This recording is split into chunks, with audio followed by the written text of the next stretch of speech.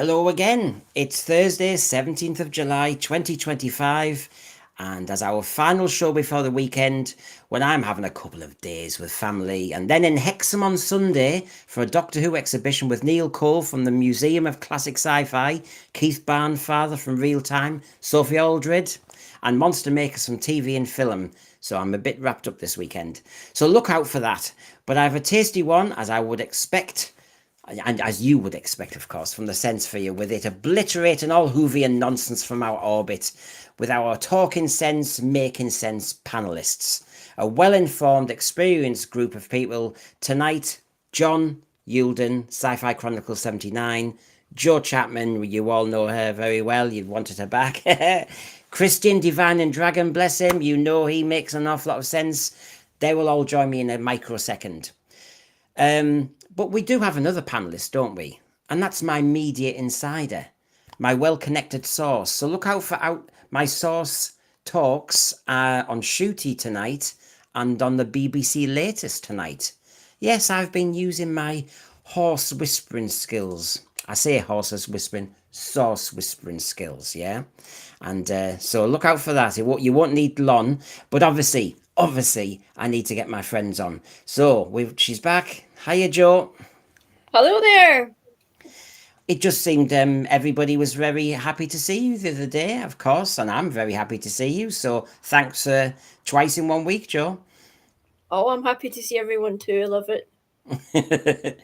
And I've got John, Jo, and Christian. I've got to keep my mouth straight here now. John has just raced in. Bless him. Hiya, John. Hi all, how you doing? You all right? We remember everybody, Sci-Fi Chronicle 79. He has just raced in from work. He's been working all day. He's raced home. Hopefully he's had something to eat. So can everybody make sure we all subscribe to Sci-Fi Chronicle 79? Get him up to 350. Away. So thank you. I'm in a calorie deficit now.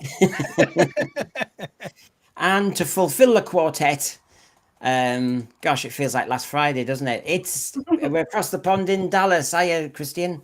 Howdy, howdy. Pleasure to be here. John's going to have to take a quick breath. You look like you've been sunning, John. Literally, with my complexion, I get flipping moonburns. Trust me. I literally step outside for 30 seconds and I'm flash fried like a buffalo. I feel your pain. So here we go then. So this is what tonight's all about, everybody. Headlines here. Mark Gatiss makes points on the fans, nostalgia, and obviously a lot of Doctor Who. You get the latest from me from the BBC on Doctor Who. I get bits of tittle tattle, as you know. We can also talk about the multi-Doctor stories and reunions in Doctor Who. I have a bit of nostalgia since Mark Gatiss doesn't like it.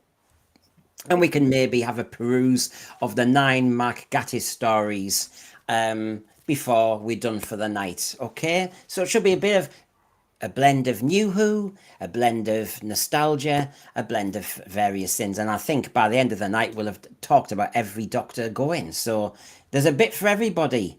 Remember, we do have our shonky chats, everybody. Garbage is working his socks off, but he's obviously tired as well. So please, let's all play nice tonight. So I could have done loads of different headlines for this one tonight. And here's a few, folks, just to give you teasers. Gatiss, Doctor Who is not for you grumpy old fans. That's one of them. Then we've got, it's part of the reason we're in the mess we are, I think. Weaponized nostalgia. Nothing's as good as it used to be. Oh. Disagree. And then, yes, nostalgia's a great enemy. So these are, I could go all night and just do headlines, but I suppose we'll go straight into an update from my last show and get everybody's take on it. So basically, obviously, on Tuesday, I did Shooty. I'm getting old and tired. I had Sonny on and I had James on. And we had a good chat about it. But of course, I forgot to mention various things. So Shooty saying, my knees, and basically he's got to look after his career. But what I was hearing from, and should have said in this section, is the sources told me various things as well. And on Jodie Whittaker, the source said he had a duty of care, that's Chris Chibnall, to meet and brief directors and explain the importance of the first female doctor. That's the problem with that one. I'll just show you these, folks, and then I'll get your feedback, okay? So it's just to give you a taster. About Matt Smith and Peter Capaldi, my source says there was a buzz in the media. People were saying you must see them. You should see their performance. We've seen the takes. They are so interesting. And the final thing on this section, on Shooty Gatwa, my media insider, who you know this, Joe, you go to one meeting, then you travel around, and then you go to another meeting. Sometimes you're talking to different organizations and production companies. And my media source says there was no such buzz about Shooty at all. No, the only buzz I heard on the grapevine was that everyone just felt RTD fancied this bloke. I'm sorry to say that, but that's all I heard at the time. Was he was, oh, Russell must have a crush. That was literally all I heard. Yeah, I mean, John, we're not media insiders, but we also have eyes and we also have ears. And whether whether it's your granny or people you work with or whatever, you get the vibe. I didn't get a vibe about Shooty, but I did get a vibe about these two. Yeah, I mean, I agree with Joe 100% on that. You've only got to look back to I think it was the first BAFTA that they went to after he'd just been announced as the Doctor, and it was all very lovey, very touchy-feely, you know, with his top of his chest out and Russell almost hugging into him. So there was definitely something there from, I would say, from the producer's side of it. I don't know whether it was from the Shooty side of it. Now, I can't prove that, but, you know, it was established. He even confirmed that, you know, back in the 2005 era, he had a massive crush on John Barrowman, you know, at the time. So he's got history with that. But then that then adds to another problem that they never dealt with. And we've talked about this before, about the fact is the execs that were meant to be in charge of RTD were his friends. So there was no accountability. There was no procedure to make sure that he stayed in place. He was allowed to do what he wanted to do. So he was attracted to somebody, wanted them cast. They didn't push back on it. And Christian, you can take your pick here, because obviously the source was telling me about various doctors and what they'd heard over the years. They did kick back on this, though, that Jodie Whittaker was missold. Whether she was a bad choice or not, the directors and everybody should have been fed how important they needed to deal with this iteration of the Doctor, and clearly that wasn't done. I won't repeat everything else about the buzz, but where would you want to go with your response? Well, I would say that we've seen now repeatedly a tendency on part of the producing side of things from 2005 to the present day not to handle consistently and effectively their duties, both in terms of casting and in prepping actors for the character they're going to play. And ultimately, that does, in fact, affect buzz after the fact, because what happened, whether Matt Smith and Peter Capaldi were effectively prepped, by God, they were able to fill the role very well. But once we got to Whittaker and Gatwa, it was clear they were miscast based on their capacity to perform. And if we look at RTD's pattern of behavior with Barrowman and then up to Gatwa, you say, yeah, well, this is very consistent. And it lends credence to the idea that Gatwa's not cut out for this particular kind of role. He's just not. Yeah. And as the media source was saying, the people who are seeing the filming, they're the only people who know, the backroom staff and all the rest of it. And word gets out. People saying, you want to see this Doctor. You want to see them in action. They're going to be massive. And there was no buzz about this iteration. So I've used my source whispering skills to get that nugget. There's a little bit more coming in a moment.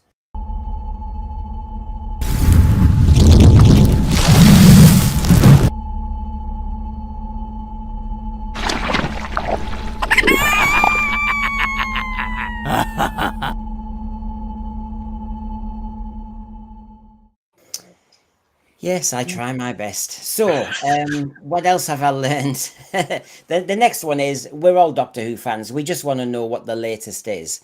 Now, there's a lot of streamers out there who kind of just read you, a page from, some newspaper or tell you the crossword puzzles. But the point is, there's not much news. We know that.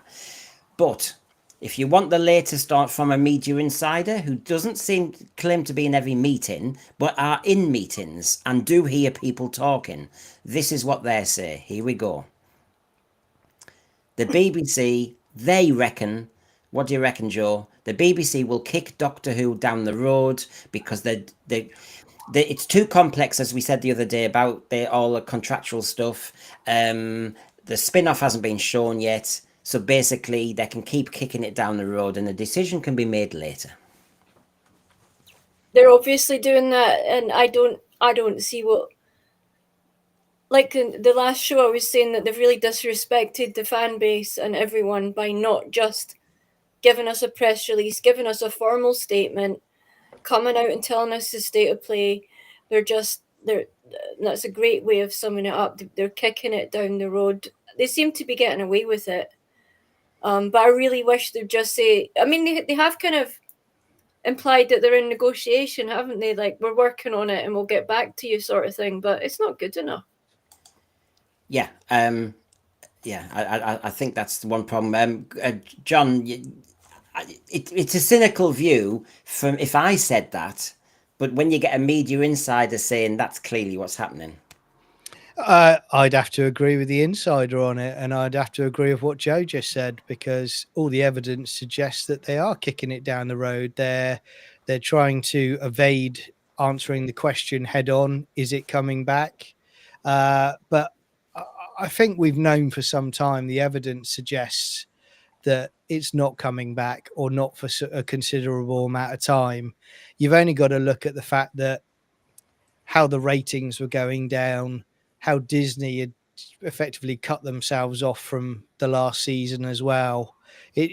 All the evidence is there for everybody to see that it was going this way. And I think Joe's right. I think they'll keep this going.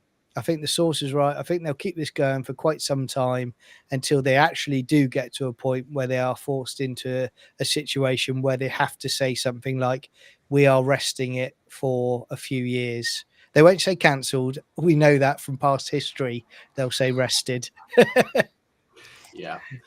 I think John is right, Brendan. This is a case of kicking it down the road as long as they can sell the narrative and only giving a hard response when there's no other choice. But when they do give a response, it will be a spun response. Well, you see, Christian, as you know, if you look at all those other YouTube streamers and any Doctor Who fan on Twitter, loads of them are saying, but didn't you read the annual report? And I'm going to go like Bambi wide eyes here. Didn't you read it? The BBC said they were committed to Doctor Who. Yeah, they're trying to commission for an under creche age show. I mean, there's an animation. You could say you're committed to Doctor Who by making Doctor Who for babies. That doesn't mean you're committed. And everybody was making play about this word committed. I mean, as you know, Joe, Christian, and John, it's a BBC annual report. It's called PR Froth. As I quickly said, that the source got back to me on that and said, "There's nothing to see here. There's nothing to say. It doesn't say anything." John, you wanted to come in, and then Christian. Yeah, I was just going to add on to what you said. I mean, me and you have talked about it before with our football analogies, and this is exactly the same. You've got the chairman and the board backing the manager, who's got poor result after poor result. They don't say anything apart from putting out a statement saying we're 100% behind this, yada yada yada. And then next thing you know, within 48 hours, the manager has been dismissed from his position. And that's it. You move on to something else or someone else. This is exactly the same. And you're right. It's PR 101. They are just literally trying to hold off having to actually address the question. And I don't think people are the ones that are getting the opportunity to ask these questions are people that would would softball questions to them. If you don't mind asking, could you tell us about Doctor Who? They won't press them on that question. Hmm. So it's 100% agree with what you just said, Brendan. Yeah. Christian? I would say, again, I'm kind of doubling up on what John's saying. It's the PR process. Everyone is going to want to sell a narrative that will do themselves or their organization the best possible service. And if that means spinning the language and kicking the can down the road and using euphemistic terms rather than answering pointed questions, they're going to do that. It's human nature. And for those followers that are desperate to glom on to any gleam of hope that there is a successful tomorrow, that this very December, Gat was actually going to come right back in and we're going to get a wonderful 18 episode opus. It's not happening, but they are glomming on to the verbiage, thinking that they will somehow see a save out of this that we know is not coming. Joe? Yeah, it's an incoherent mess, right? You've just said they're going to do Doctor Who for babies. We don't even have a current Doctor. We've just lost the Doctor. We've got this new show coming out, which again, they can't tie into any future Who. Like, we're not going to watch the Sea Devils and then be like, right, next Who's coming up. Because they couldn't have even infused that show with hints at future. So if they had any sense, they would just try and say, right, we're tying things up. Why are they going ahead with that baby Doctor Who show? That just sounds ridiculous to me. I mean, it's a mess. Yeah. Well, my cynical theory, John, on this is that it's something out there that then they have not got an idea what to do with the main brand. They've kicked it down the road. In the meantime, here's some froth. Here's some nonsense. Here's some kind of Who-niverse material, John. Yeah, I would say that's correct. What Joe just said again is 100% correct. I think what you've got now, you've got an era where you've got execs involved who are completely disjointed from how to actually resurrect a brand. You don't create CBBS cartoons and animations and think, oh, if we do that in a few years' time, we'll actually get viewers that want to watch Doctor Who, the main show. No, what you do is you focus on working hard to craft and get the best people possible to be involved with the prime show. You make that work, then you move on from there. And they keep doing this. When they came back with Shooty, they had all the Disney money. They went with 2 seasons back to back. They also went with the War Between the Land and the Sea spin-off. It's that old saying, isn't it? Don't run before you can walk. And they continually attempt to do so. What they need, get the irony here, what they need is a Michael Grade. Somebody who's going to threaten them all and get them all thinking on their feet. Like I am.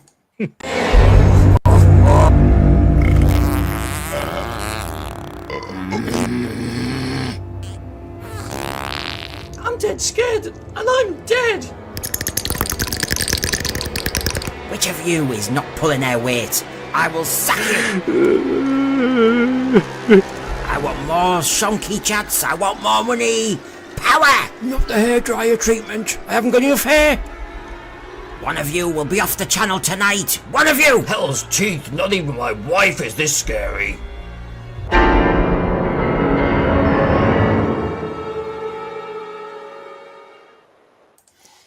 So, Michael Nemo, you're saving them from death. Thank you, Michael Nemo. Want something positive? Go on then. Go on, try us. I heard the Big Finish trailer for the first Doctor 9 and Rose audio coming soon, and just hearing their voices and character together was like a warm blanket on a cold night. Oh. I can't challenge that. I think that does sound positive, Michael. I mean, I think we would all say on this panel, if only Chris Eccleston could have stayed longer. Yeah. 100%. Yeah. He was just getting going, wasn't he? And when we read the between the lines and look at some of the interviews, and when I did the Shooty show on Tuesday, I had clips about what he said when he left. And quite frankly, I think he was, and he decided to hang around a bit longer anyway. Remember, he committed to the role. He said, "Can I please do the role?" He put his hand up. Why would he do that for a year and then clear off? I think he's a very committed man. That word. And I think he would have hung around. Obviously, something went wrong. We all know, and we can guess what it was. And I don't like the politics. I'm getting out of here. I don't like associating with these people. So he went. But it's great, Michael, that you can hear him again, because I think he's a bit like Paul McGann. He will discover himself again in the big finishes, and he might flourish. Well, as a follow-up to Michael Nemo's observation and our discussion about artificial intelligence, AI, I'm waiting for the day to arise, maybe 10 years from now, where AI, animated AI, has become so sophisticated that they can actually take those big finish audios and bam, AI will actually visualize them. And you're going to have a whole panoply of these sudden new episodes that we never saw before manifest. How long it'll take to get there, I don't know, but I wouldn't be surprised. And while I've got Thinking on the screen, Thinking, we all know Thinking, don't we? The BBC think that Doctor Who will run itself and be carried by the fans, but the fans are no longer there. The ones that are left are not enough to support it anymore. And also, we're feeling down in the dumps. This is not Wilderness Years 2. But why I also want to mention the Thinking is he's very generous and he's very skilled. And he has been doing lots of logos to to kind of represent this generation, and you'll see a couple of them tonight. Thank you, Thinking, and you're very skilled and you're very generous, so brilliant. Regarding our sauce, last one, folks, before the sauce is off the table, I've not heard anything. Remember, goes to one meeting, goes to another production meeting in another building with another company, blah blah blah. I've not heard anything. No one is saying anything other than it's over. That tells it like it is. Yep.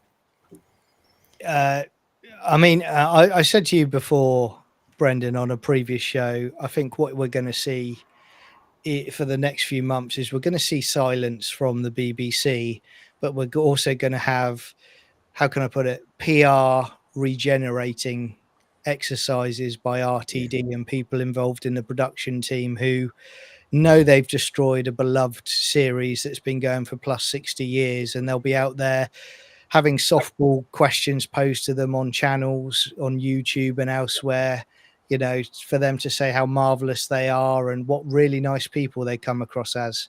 It's done. It's a shame, but these people decided to put their own ideology ahead of a beloved British show.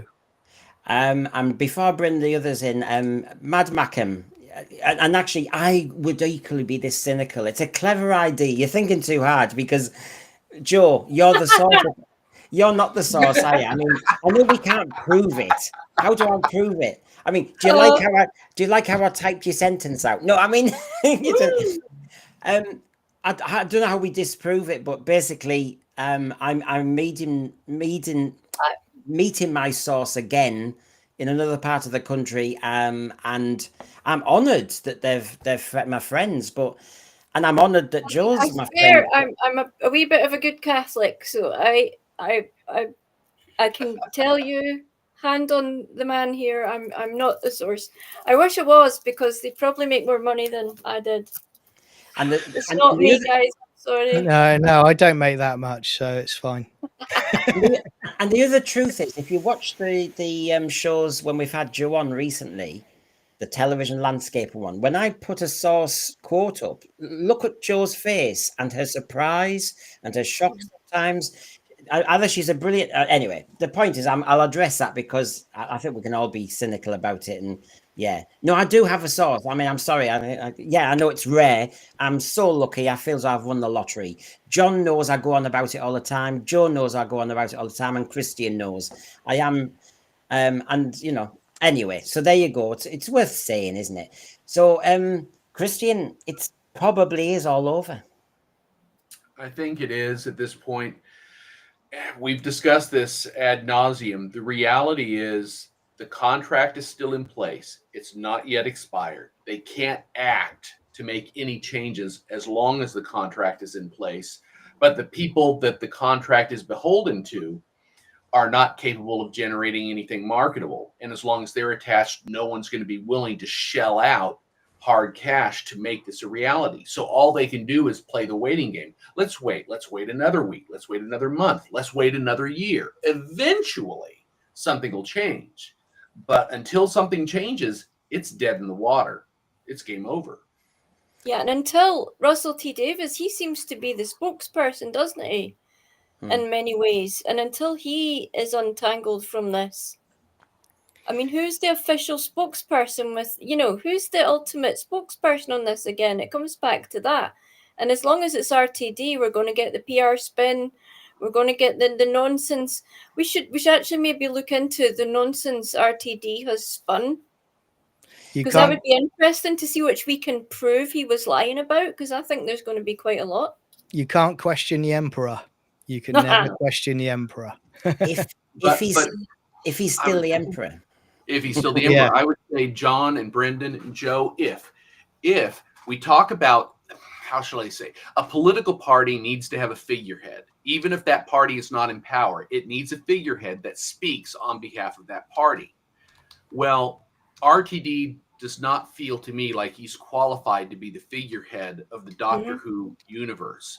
They need to have another figurehead speaking on behalf of that institution. Someone like, Peter Davison, for example, someone who's credible and has some vested heart in this institution that we trust.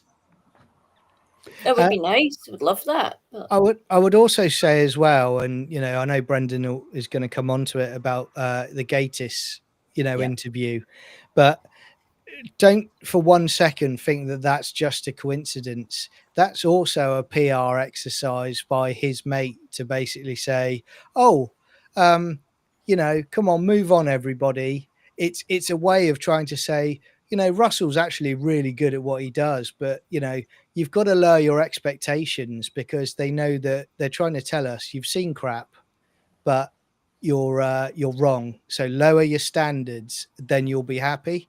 And that's all part of this is all going to be part of the resurrection of RTD, and the PR campaign.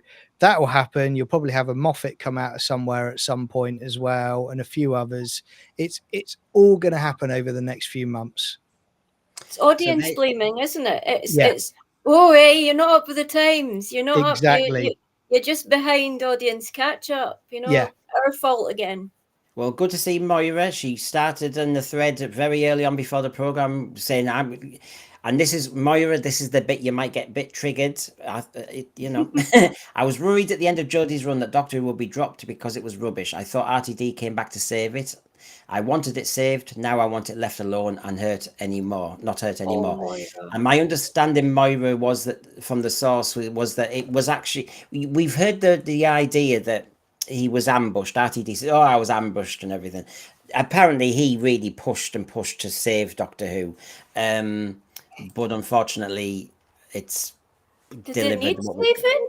Did it? I mean, as far as I was concerned, Capaldi just had bad scripts. If we'd had a better team come on, I mean, we had I thought Capaldi is one of the best ever Doctors, and it was only going downhill because of terrible stories. Did it need saving? I don't think so. No, except that the Jodie era tanked it, and that's when RTD needs to come back. But no, I agree with you. So, Mark Gatiss, this is what we're talking about tonight.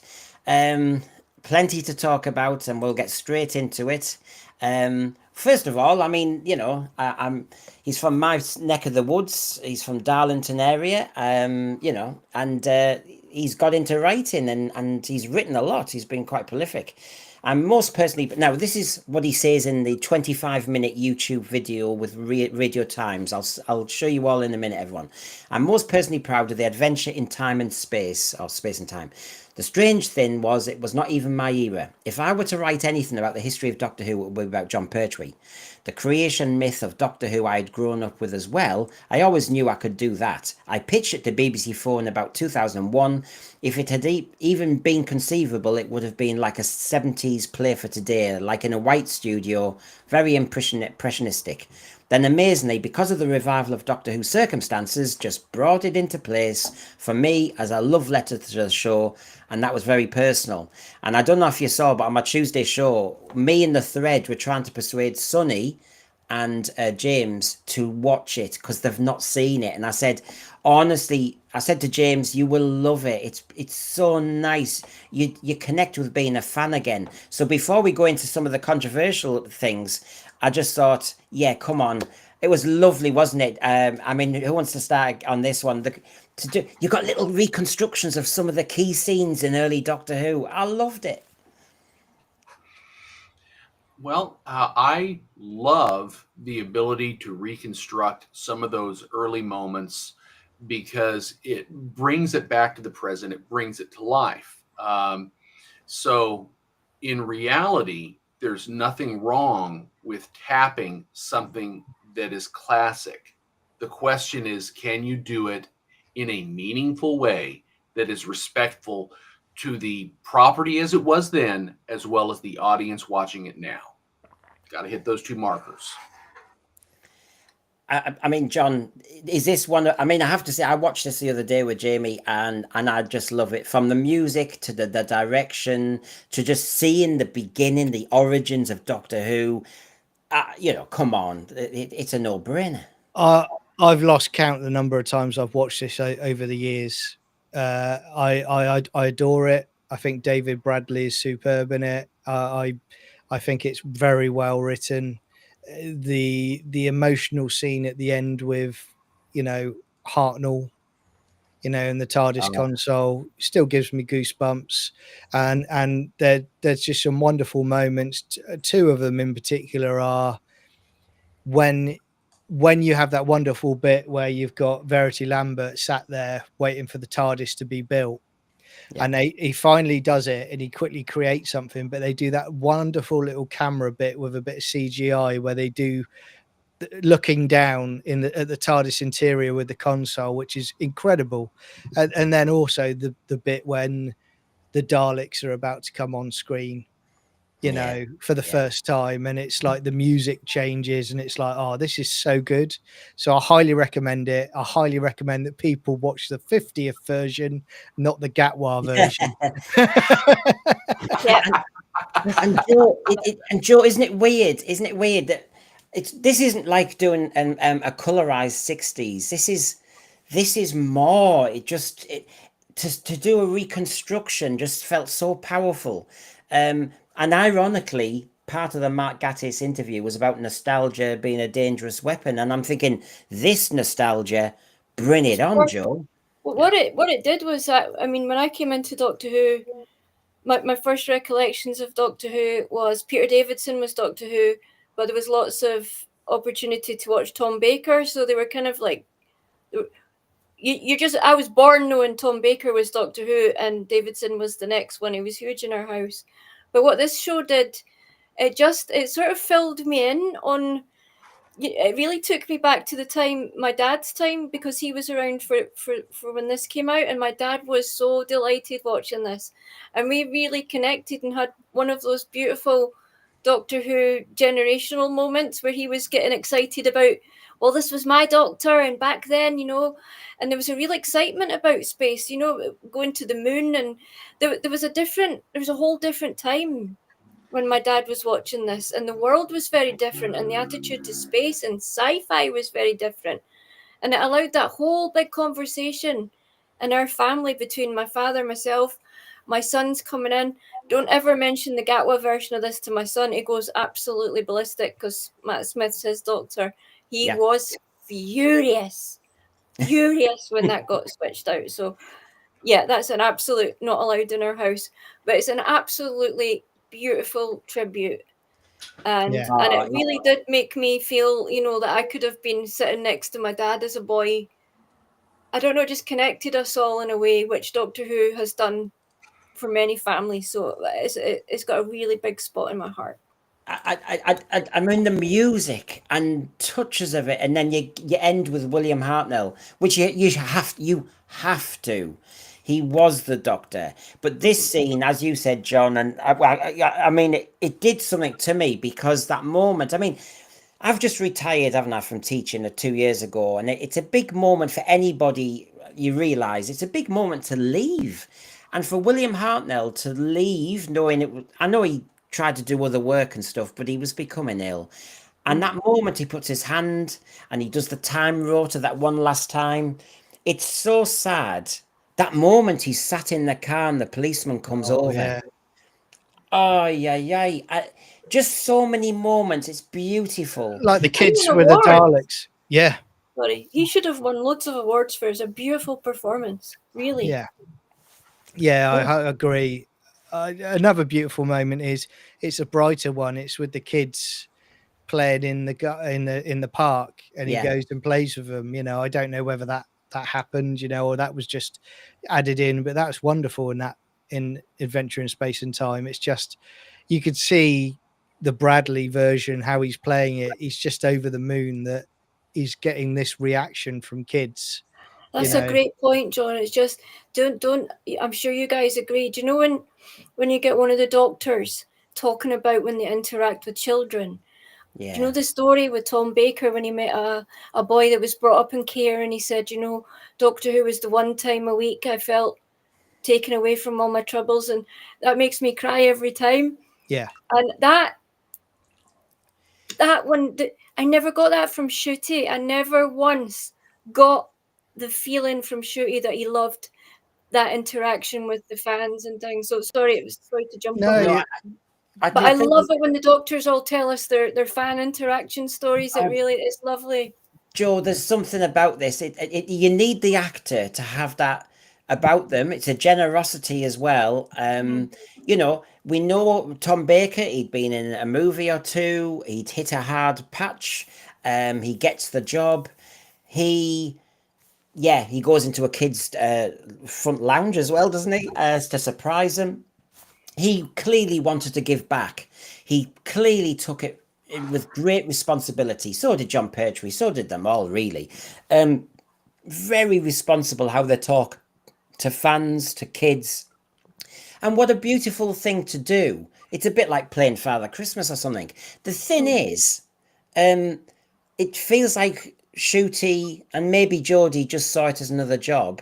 And so that passion and it's a bigger role, isn't it? You are a I say superhero, you get my gist. I mean, it's a He different is, the version. Doctor is. He really is a superhero. To me, he was 100%. Yeah. I think you're right, Brendan. I think Jodie and Shooty saw it as a platform to move on to something better in their eyes. You know, that will get them to Hollywood. Whereas the doctors that are in the classic era, they respected it. They respected the part for what it was. And, you know, when you saw Tom, you know, Tom, when he got it, he was working on a builder's site, you know.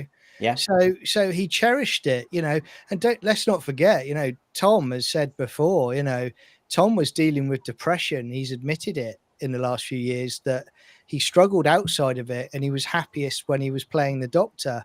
So some nights he would go to the studio and he would just sleep on the set because that's where he Wow. felt most comfortable. Tom, as much as the criticism he gets for it, you're right, Joe. I mean, you've also got that wonderful moment where he turns up at the family's house and because he wants to see the episode go out. I mean, Yeah. could you imagine being sat opening the front door and Tom Baker's there and he asked to come in and sit down and watch Doctor Who with you? I mean, There's they'll a never forget that. there's a there's a humility in the way though, because they don't think they're too big. There's still a connection. I've always found this with football as well. When the football clubs are getting so well paid now, the connection with the terraces has gone. Yeah. And you really need to connect with fans and keep that kind of there, especially the kids. Christian? I was about to say, compare that scale of interaction, that quality, that depth of interaction with, say, Ncuti Gatwa's interaction. And can you project, say, 5 years down the road, will Ncuti Gatwa will be generating that kind of relationship? Will he cultivate those relationships with the viewers? And I don't think that's forthcoming. That kind of devotion to the role is almost a part of another time, another generation. We don't see that now. Now, Farsight, you know I missed one of yours the other day. I was mortified. Thank you very much. Now, you say his novel Nightshade was the best story he penned. This is Mark Gatiss, of course, and we're going to get into his tasty quotes now. Has anyone read it? I haven't. I plead ignorance on this one. Has anyone read it? No, I'd love to. I know he's a big oh, of course it goes right out my head. There's a Gothic writer. He's got names like, it's like JRR, except it's not. Anyway, Gatiss is a big fan of someone that I love that did really spooky stories. So like and I love, Victoriana and stuff. Yeah, yeah. Oh, this Gothic. I can't remember the name, but oh, anyway, I would trust it's a very good thing to read. So thanks for reminding me. I will do that. Yeah, we're hitting the wilderness years, whether this is long or short. They'll never use the word cancellation because they will bring it back in some form, in some other era. But the point is, nobody's talking about it behind the scenes. There's a few nudges and winks about, well, tell us what you think you could do with it. But that's all that's going on. It's not going to be rushed. Thinking, it was an amazing drama, heartfelt, made with love. It's definitely worth watching again and again and again. The attention to detail is a marvel in itself, even before you get to the beautiful acting. It really is. It's lovely. It's lovely. So I thought we'd mention that because he says that it's probably the thing he's most personally proud of. So yeah. Garbage. I love that docu-soap thingy. Stephen O'Neill, An Adventure in Time and Space, excellent drama broadcast on your birthday. Well, you shared the same birthday as my brother, Stephen. What's going on here? Farsight, it's a great docudrama. The scene with his granddaughter was so sad. The moment he has to be basically sacked. Yes. And that moment he recommends Patrick Troughton. I mean, at least you were saying this earlier, Joe, that when we retire, when we leave any job, you should have a say in who replaces you. And in essence, at least William Hartnell got a bit of a. They give him respect enough. I mean, they could have gone a different way, but in the end, it looked as though he was passing it on. Yeah. So Oh, can I just say M.R. James? That's who I was talking about. I'm an M.R. James fan. Not that you'd think, because I couldn't even remember the name, but I know Gatiss also is. So yeah. Thanks, chat, for letting me know. Yeah. There you go. So well, there's so much to talk about. It's funny, isn't it? It feels like there's not, but then suddenly when you get to it, you go, no, there's a lot. There's a lot. Okay, so everybody, where have I got all this information from? Because I think Moira was saying, is this true? Right.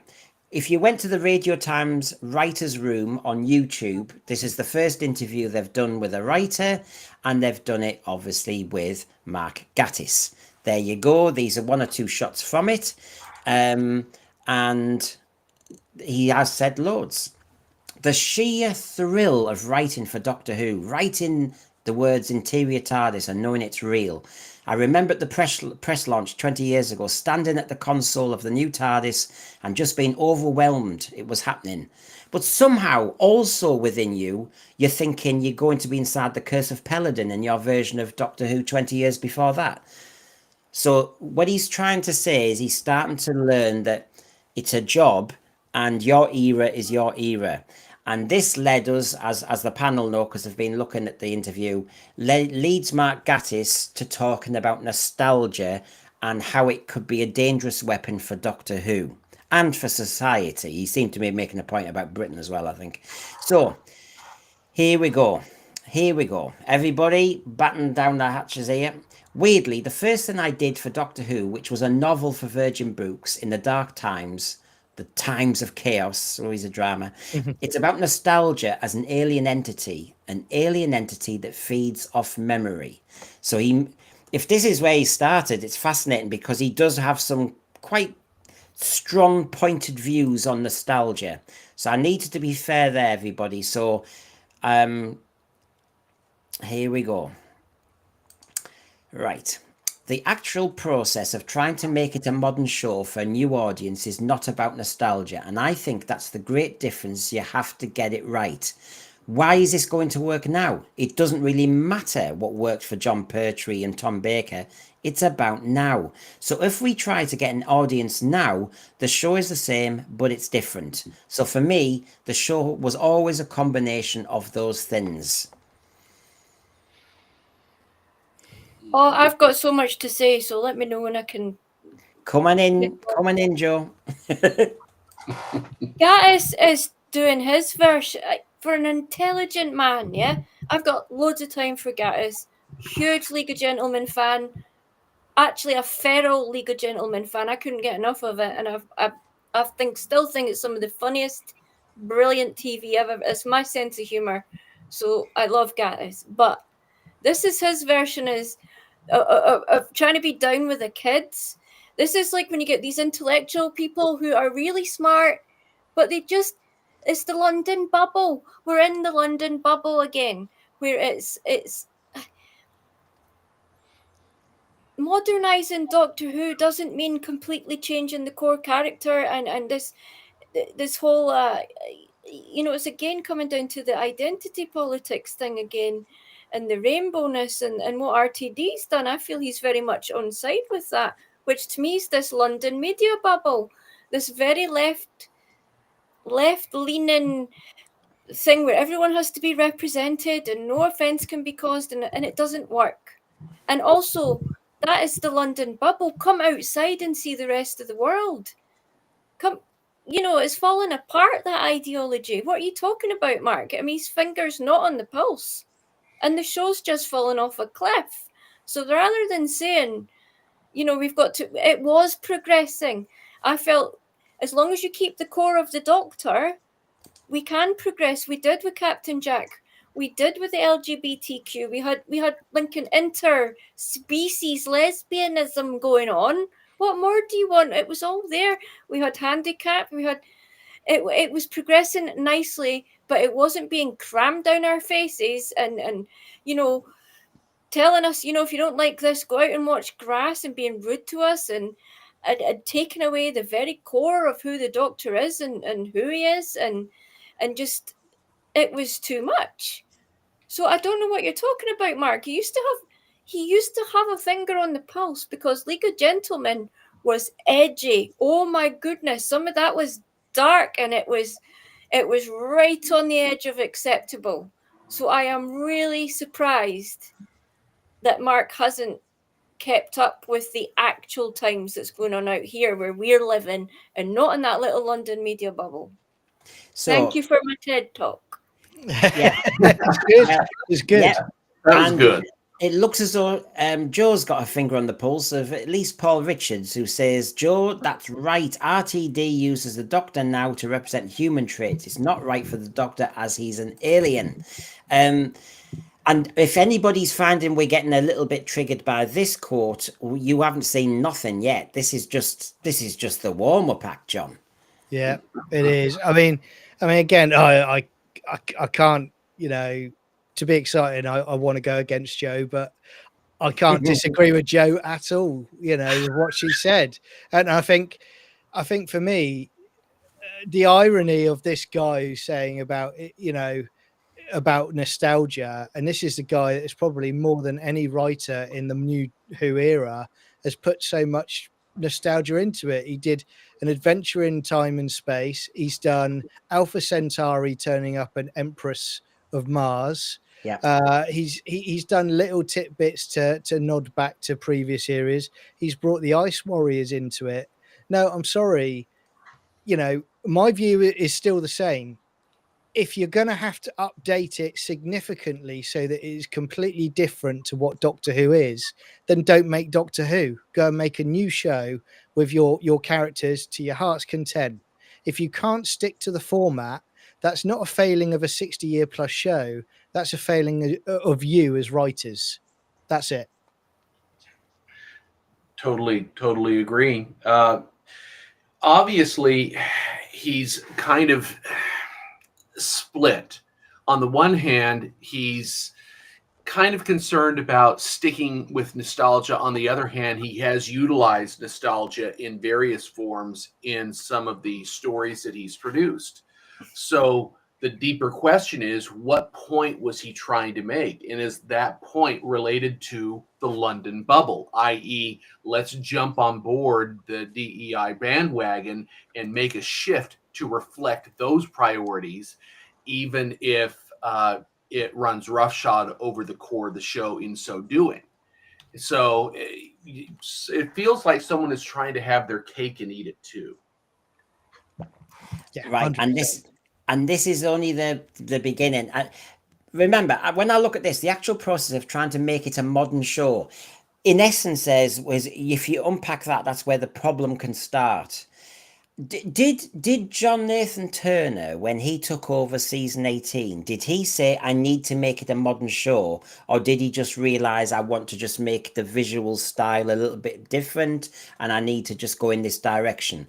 That you can go in a direction, you can change the production values and all that stuff, but did they say we are going to modernize? Because as soon as you say you're going to modernize, you suddenly say which audiences you want and which ones are so yesterday.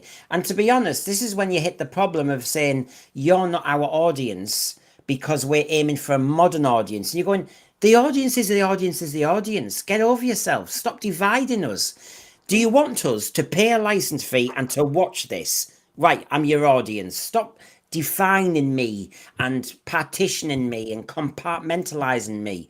I'm an audience member. I've sat here and I saw so many people in the thread earlier today when I saw my thumbnail saying, really, is this what Mark Gatiss is saying? In the wilderness years, we were the audience who kept it going, who invested in it in the wilderness years. And now when it comes back, you're telling us we're not your audience. How dare you? I would also add to that, not just the wilderness years, I would say that we're the audience now. The majority of people are fed up with it. We're the ones that are buying the collection box sets. We're the ones that are rejecting the shooty sets. We're the ones that are buying, audios and soundtracks. That's what we're doing. We're buying the comic strip collections. That's what we're doing because we love the show and we have a passion and respect for what the people did creating it 60 plus years ago. What I don't like, and Joe kind of alluded to this a few minutes ago, is the bubble that seems to think that they are above all of the writers and producers that have come before in the history of the show, and they are right and everyone else is wrong. No, you're wrong. The show's tanked because of it. So you need to redirect BBC. If you're going to bring it back, don't listen to this lot anymore. So we Yeah, and sorry, just to add on to that. Oh God, my point's just fallen out of my head because I was waiting to say it. will it come back? It was a good point. Damn it! This is all it will return. It's to always be the best. continued. Well, oh yeah, sorry, Go on. because it just came in. What it was is RTD was saying that they wanted to capture, what was it, the much younger audience, like 14 to 25 or something, and that really pissed me off because it's been an intergenerational thing in my family. My son and I shared that passion, going to the cons, going to the things. So immediately I felt shunted out. I felt, well, I'm not allowed to watch it now, am I? That was a ridiculous thing to do, say. Isn't it interesting, Joe, and everyone here and everyone in the chat, that the ones that preach inclusion the most are the most exclusionary? Very much. Yeah. Very true. Yeah.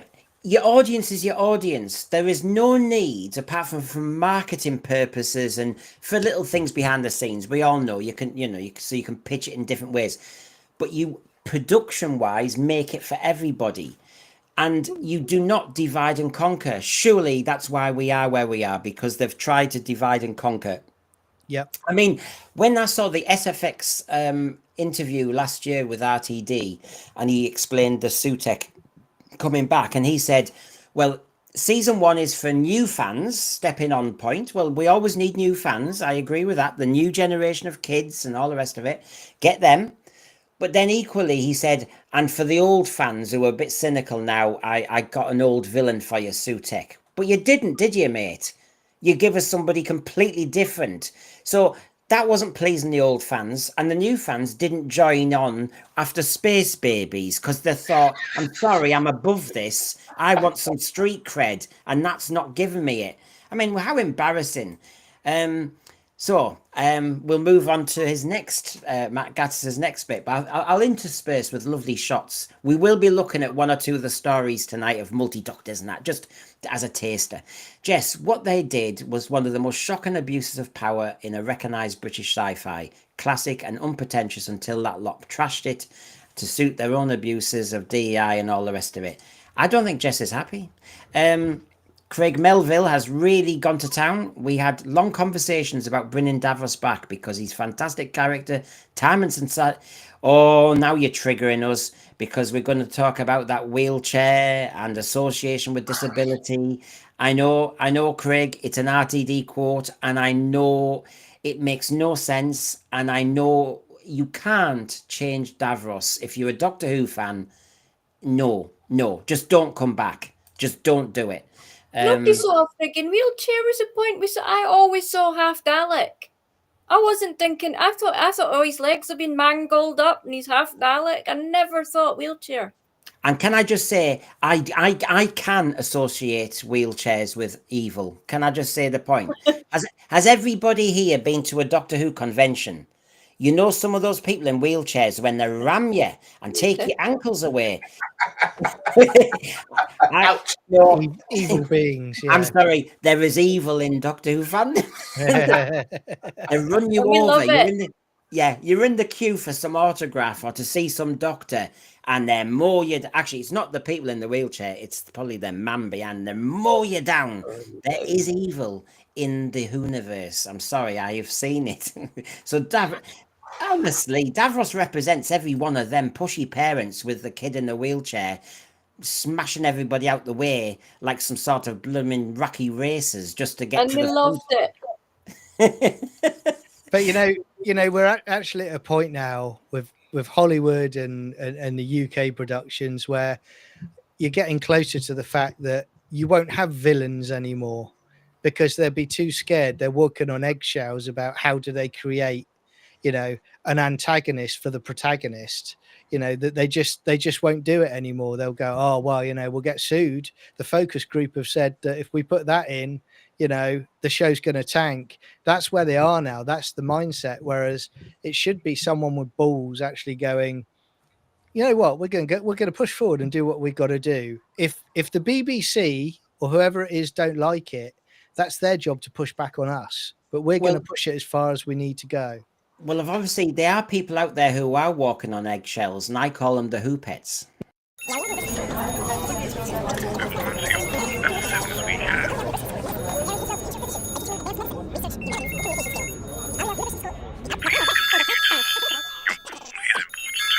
Oh, no.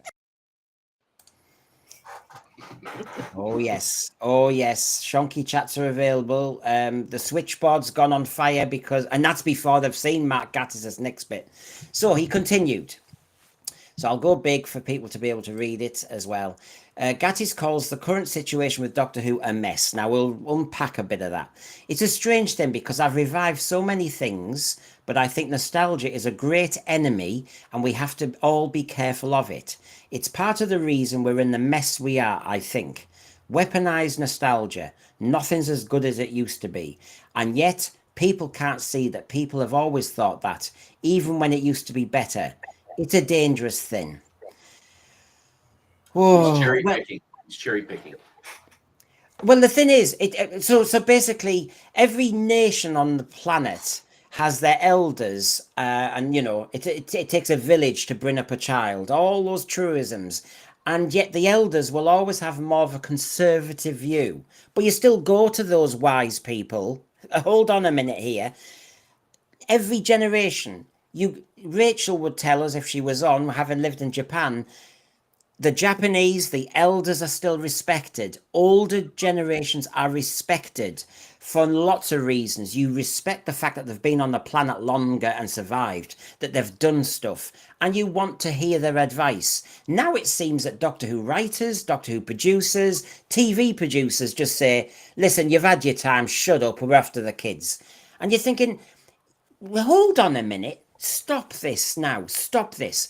I also detect in the middle of that paragraph when he talks about weaponized nostalgia and nothing's as good as it used to be and all the rest of it, he seems to be kicking back on any conservative politician or anybody conservative in society who says, hold on, we don't want to lose all our traditions and cultures and everything.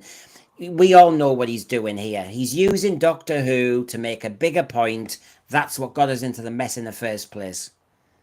This No. is also like the minute I read that, my brain went immediately to what Disney and Marvel have.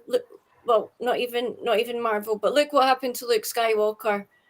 Ben Solo's whole thing was let the past die, and Luke Skywalker was dismantled into a puddle of mess.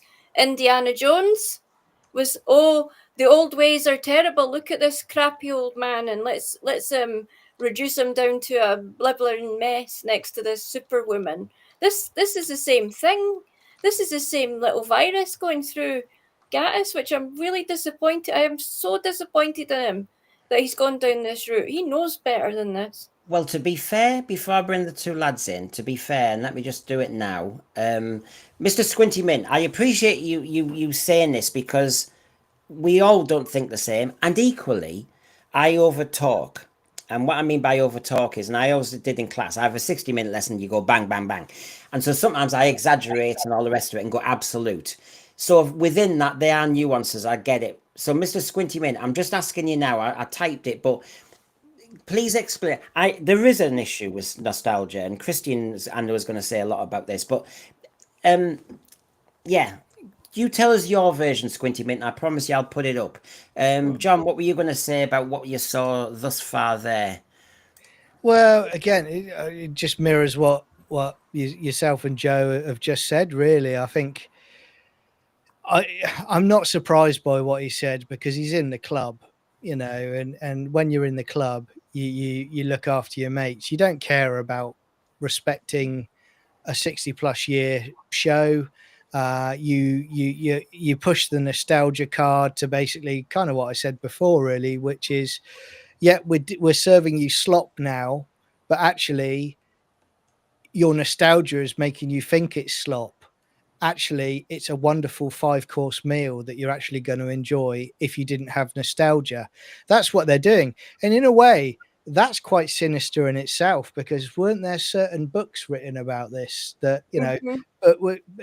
an 84 was in it by any chance? That could be an interesting book that brought that sort of stuff up.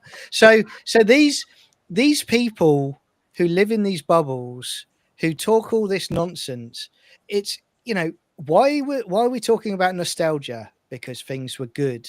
We aren't talking about stuff about, crud. We're talking about what we call the golden era of Doctor Who. Now, I'm a realist. I know that potentially you're not going to get to the golden era of Doctor Who again, but you at least shoot for it. These lot, they're just happy to peddle the nonsense out now, aren't they? And I will, and I've delivered my promise, and thanks, Squinty Mint. I love nostalgia, says Squinty Mint, but I do think politicians create a mythical version of the past. Yes, yes, they do. We're obviously interspersing this with Doctor Who, and my argument with the Doctor Who, as John was just saying then, and then I'll come to Christian, is yes, I by the way, you look at our classic reviews. I mean, I called it with my panel the greatest mess in the galaxy. I have no fool that there were elements in the Sylvester McCoy era that I thought tanked. There were areas Colin Baker era, Tom Baker's. We will be doing a future show when basically did things start to go wrong after 1977 may be our pitch, because not every Tom Baker story landed. I mean, come on, I did have my eyes open. All classic Who wasn't amazing. But so I'm not being nostalgic and all, the golden halos thing. But I do think why when our producers and writers say this nostalgia is a bad thing and we have to move on, they're forgetting that they've moved on so far that we don't have any behind the sofa, no jeopardy, we don't scare the kids. I think in culture, whether we've got another generation coming, 2 generations coming, go back 300 years, go back 1,000 years, I think kids always want to be thrilled. Kids, we scare them. then there needs to be a bit of scare, the stranger danger thing. From fairy stories onwards, it's in our culture, it's in everybody's culture, the bogeyman, the monster. And I'm sorry, but it just seems that New Who, by being modern, has completely changed the formula. Christian? That's exactly what's happened. Nostalgia can be tapped effectively if someone is interested in bringing back a beloved element to a future story. An effective way of doing that would be to bring back a previous doctor in a story or a chapter that gives a nod to what was good before, but also serves the series itself. Does anyone remember Night of the Doctor? So here is an actor who was sorely underused, and they actually brought him back for a narrative purpose to set up a meaningful story. So it wasn't just a walk on. If you have a walk on, it's a little bit like Jodie Whittaker walking onto the set of Gatwa's finale with no narrative purpose in mind other than to be physically present. So, is it possible to tap something that's nostalgic, that engenders positive feelings in the viewers? Absolutely. But it has to be done properly. And it can't be done just for window dressing. And you need to also at the same time recognize the significance of what worked before. Usually, there are universal elements from previous generations that have legs that lasted. There are certain elements from the 70s version of the show that stand up to this day. They have universal components. Those are the components that you have to keep canonically and tonally in line with the current version of the show. And if you bring back a physical representation, it has to service a narrative plot. The one concession, and it's the only concession I'll give about being wary of nostalgia, is if you're plucking low-hanging fruit and you're not serving the story or that universe effectively, i.e., let's drop in a last shot of Piper as the potential new doctor as a stunt cast. Yes, it's got nostalgia value because she was beloved 20 years ago, but it doesn't serve the story now. And you can't use um, a blind blast against all elements nostalgically related to the past in order to try and clear the deck and push identity politics in real time currently. Now I'll just have a talk to Thread and then come to Joe. Stephen Braddock. Everyone in charge or with social influence is constantly telling us things were as good in the past as we remember. Well, I lived through those golden years, and they were better. Fact. What I will say, Joe, is I'm a '70s kid. We could play out. We could climb trees. Our mum and dad wanted to know roughly where we were, but we would always go missing as well. And yet you're still on TV at them public service information scare fests when they showed Charlie, you, yeah, don't go on a train track, don't put a frisbee near a pylon, don't go near a lagoon with a pram in. I mean, there was some, and the Grim Reaper, if you see a Grim Reaper walking in the other direction, that was our childhood. They were scaring us every day. They used to do little primary school assemblies and they'd come in and they'd almost do a kind of Hindley and Brady's Stranger Dangers scare fest. They always said that be careful of any man in a white van going around the school. You're scared to death. So, I mean, that was our childhood, but there were better days because we had freedom to a degree. And we were doing outdoors and we had no internet, of course. I think that helps. And we had, and not all the TV was brilliant in the 70s, but you had the Generation Game. Saturday nights were pretty good. You had Doctor Who, Basil Brush. You had interesting dramas. But yes, over 3 channels over the week, you also had a lot of crud and a lot of boring times. But that's when you played football or went out. Yeah, and the point that I was thinking of, well, when Mr. Dragon was talking, was that what they seemed to do in Doctor Who was we already had, my point again earlier as well, is we already had the diversity quotas and the LGBT quotas. They were already in there, and we already had racial diversity and even disability, and it was all there.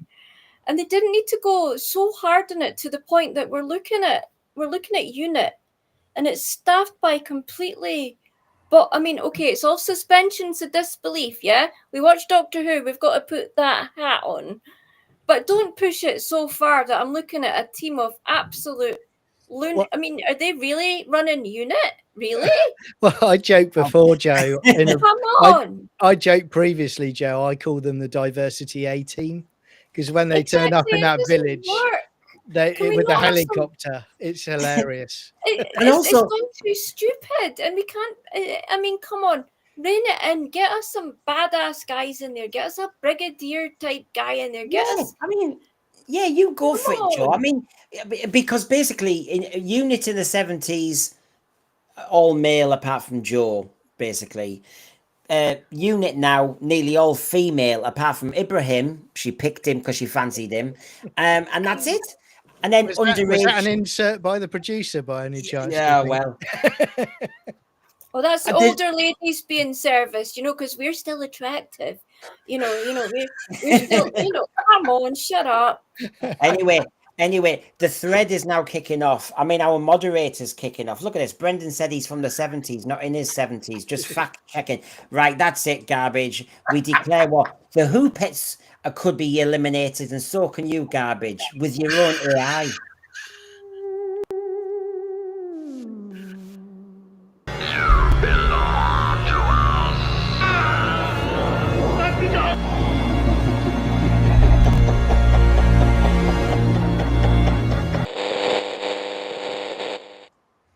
Yeah, I feel it sometimes. Yeah, garbage war. So just catching up with a few people. It gets better actually. I was told the other day how to say this, and I'm sorry, but my brain's old. They should have done nostalgia bits, but not put it at the forefront, just like they did with the mannequins in season 1, episode 1, Rose. Yeah, I didn't even know there were classic Doctor Who monsters until I read up about it online.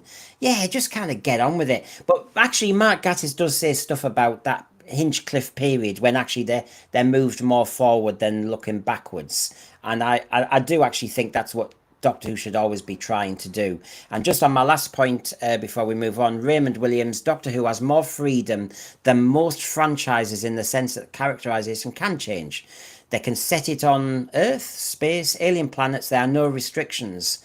And the snag is, Raymond Williams, as you know, because it's such a loose formula, but it does have one.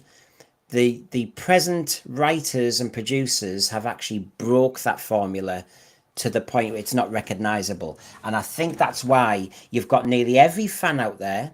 You've got people like Mark Gatiss, you've got people who have been in Doctor Who before, Peter Davison and everybody. They all seem to be saying, give it a rest. And so, gosh, how bad have you been, RTD, to get us in that situation? Right, he continues, does Mark Gatiss. Right, folks, I hope this is not you. Sometimes when I meet grumpy old Doctor Who fans, you think you've fallen into the same space, time trap, that it's not as good as it used to be, because it's not for you anymore. Oh, I think the switchboard's on fire. It's a Brisbane sweatshop.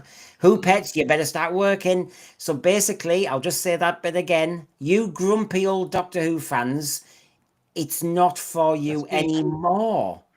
If Talk you to my still son. Talk to my 15-year-old son. if you still Mark. like it, that's great. If you still like it, you grumpy old Doctor Who fans, that's great. But it's not for you. The principal one I remember story-wise was Robot of Sherwood, Peter Capaldi's Doctor, and Robin H. have a fight with a spoon.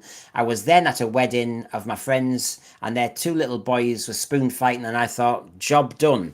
Well, we can have a right, we can have a run there. Yeah, you want Doctor Who to inspire and still be out there in the public consciousness. But obviously, I have problems with the grumpy old Doctor Who fans, and it's not for you anymore. As I think we've been saying for a while now, excuse me, you have a TV audience or you don't. You don't pick and choose. And actually, because I pay my license fee, you don't get to pick and choose either. How very dare you, John? Well, firstly, I'd say that I think that's a perception from him about the two boys playing with spoons. For all we know, it wasn't about Doctor Who. His parents just hadn't fed them for a few hours, so they were fighting over scraps of cake.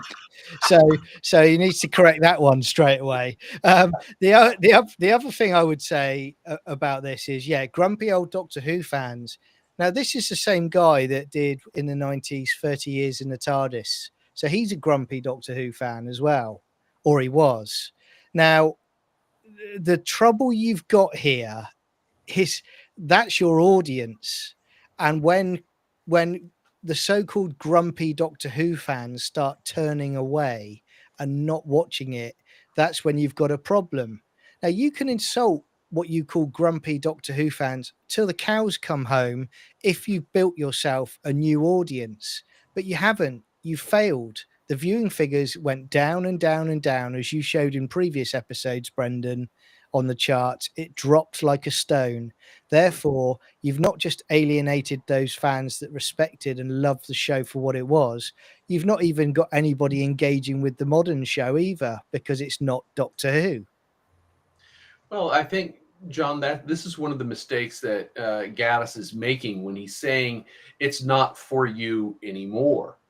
That shows the presence of mind that he's willing to segregate out a large section of the population and say, this is not for you. We've chosen a different audience.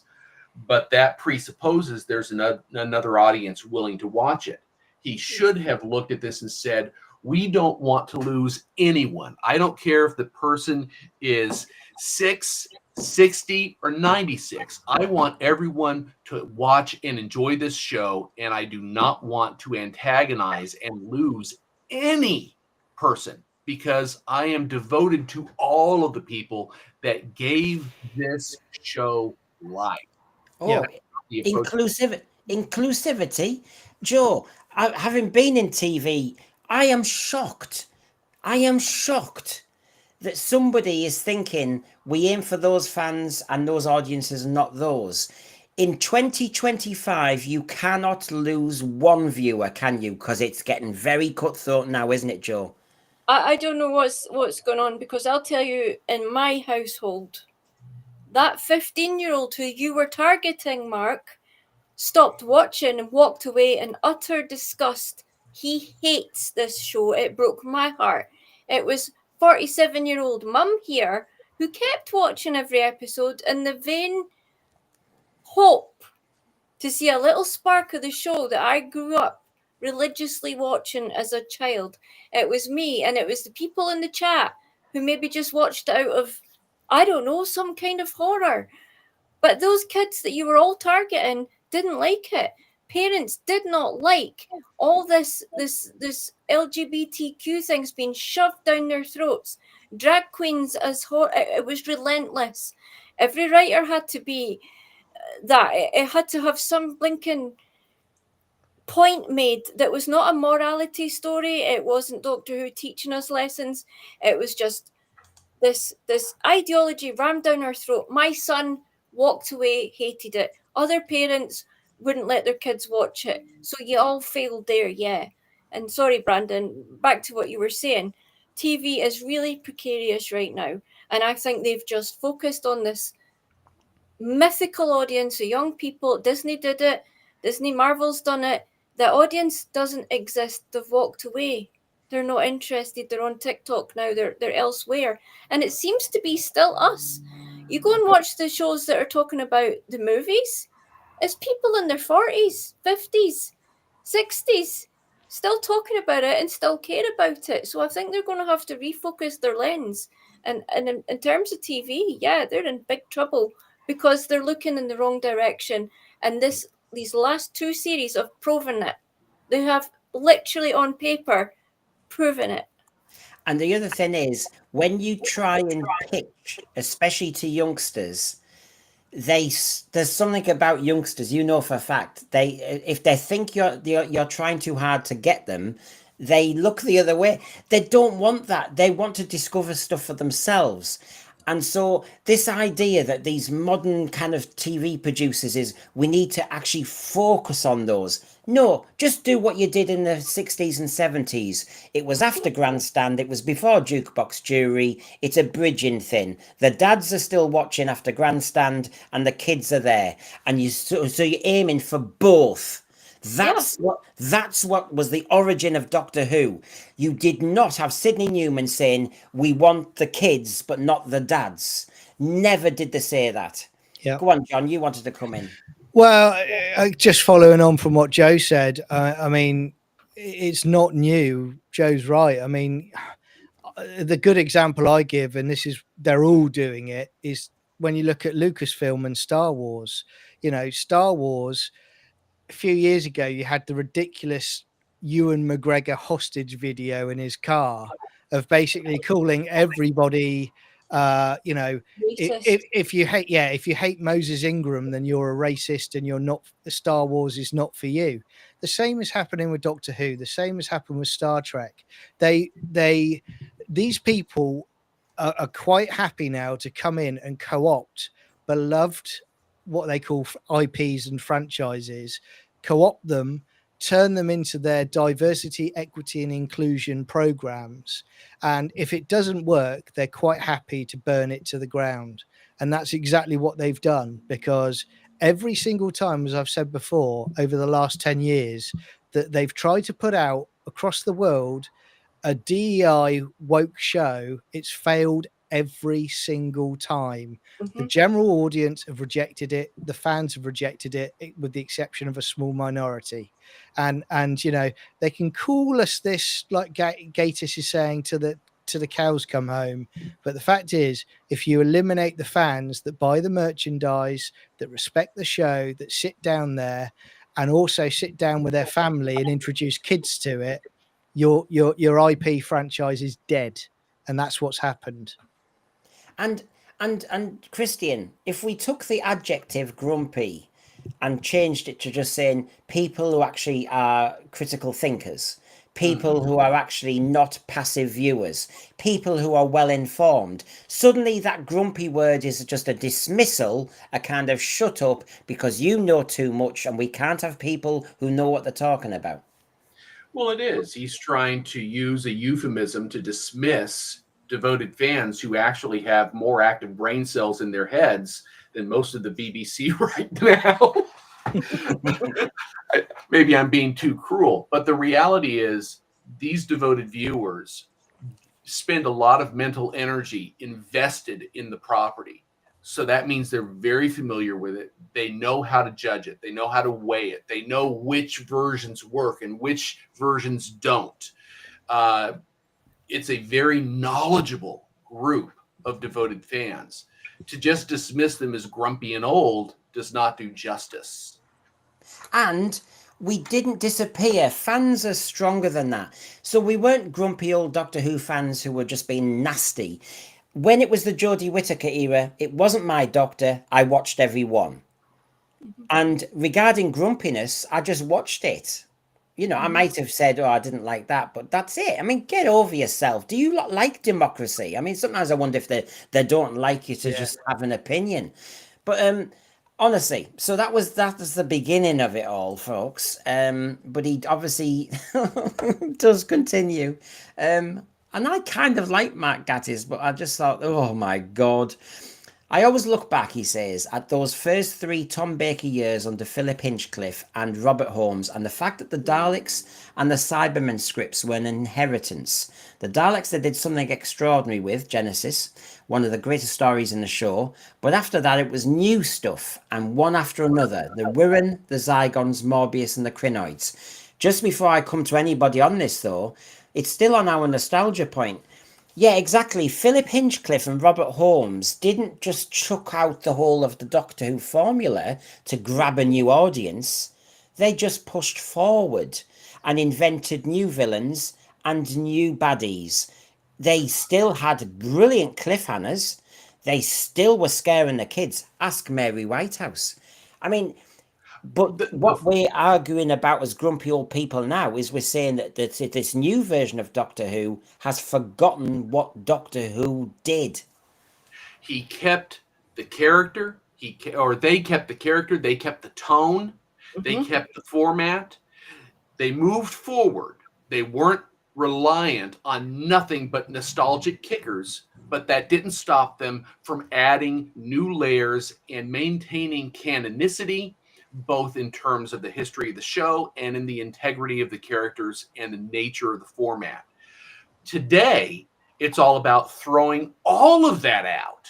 Let's go ahead and redress it and say that this new version was The Last Jedi was really always the only Star Wars that ever mattered. Just how well does that go over? Don't get me cross on Last Jedi, mate. Me either, John. Me either, John. I'll go to a whole new level of dark at that point. Yeah, same. Can I also bring in one thing that Christian was texting me earlier, and it was a good point. And normally, I, you know me, I'm almost kind of a forensic, just sticking with Doctor Who. But of course, there's other franchises out there. And actually, your point, Christian, about if you think of the Star Trek movie, it pitched it all wrong. It was trying to be very, very modern, and it forgot its audience. And so Star Trek 2, Wrath of Khan, gets it right back. So there's an element where and as you said, and I'll let you finish the point and do it your way, but basically to launch Star Trek a second time with the Wrath of Khan, they actually used nostalgia and went back. Yeah, you can do it if you do it right. So they tapped a classic character. It was 15 years old at that point. Obviously, they told a story that worked very well as a continuation of a story that already existed, but fit naturally into a midlife crisis for their protagonist. What happened when they came back and Abrams did Into Darkness and recast Khan Noonien Singh not as a Ricardo Montalban representative, but as What are you Benedict doing to Cumberbatch? me tonight? What are you doing this deliberately? I mean, oh my God, they could have gotten it more wrong. Yeah. And they did not do justice. So the first time they tapped nostalgia and it worked because they were true to what they should have been true to. The second time Abrams tried to tap nostalgia, he did it for all the wrong reasons, and we saw the result. Yeah. And he was not a fan of Star Trek. Yeah, No. that's right. Critical mistake. The man should never have got his paws on it, but that's another show, I guess. Yeah. But there you go. It was a good example. So yeah, isn't it funny? So nostalgia is a dangerous thing. But when you look back, you had this brilliant era that was looking forward, but that doesn't mean you change the show, and it's always about change. I think Philip Hinchcliffe and Robert Holmes kept it right on the money. In fact, I think they're tapped into exactly what Doctor Who should be. And he says, and apart from the Zygons, who only came back initially for the 50th anniversary, they were left untouched because they don't need a sequel. The desire is always to create new. The problem is trying to think of something anywhere near as good. Yeah, fair point. And I have to say, Chris Chibnall, John, did try and keep pushing forward until he suddenly, screeching of brakes, went the other way. Yeah, and again, I would just add into that he's literally, but inadvertently, having a pop at Russell T Davies, because Russell T Davies clearly is tired. He's out of ideas because he kept, he wants to change. He wanted to change Doctor Who to his new diverse LGBTQ plus show, but then he mined classic characters from the history of the show, which shows that he's completely out of touch with what the audience want and ideas. He's got nothing new. I mean, what did you get in the shoot era? I mean, give me ideas, people, but didn't you get some giant slugs and a bogeyman? So but he got writers. He got writers with no sci-fi. Look at the caliber of the writers on series 2. They were all diversity and ideology hires.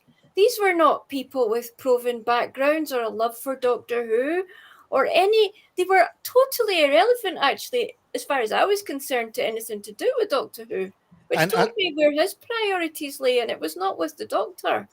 And I would say as well, look, I said on a previous stream, I said I wasn't sure about J. Michael Straczynski because I'm currently watching Babylon 5 at the moment. And I watched season 1 and I found it a hard slog. But my gosh, from season 2 onwards, I'm in season 3 now. I cannot put it down. It is that good. I know people are saying, "Oh, you know, he's left leaning." I don't care about that. This is a guy that I think has enough respect for a show that he's taking on to write good characters and write compelling stories. And I And would take him in a intelligence. heartbeat. Exactly. Yeah. You can, There's a you lack can, of intelligence all over these last. I'm sorry to say it, Yeah. but there's been stupidity splattered all over these scripts, and maybe it's lack of experience.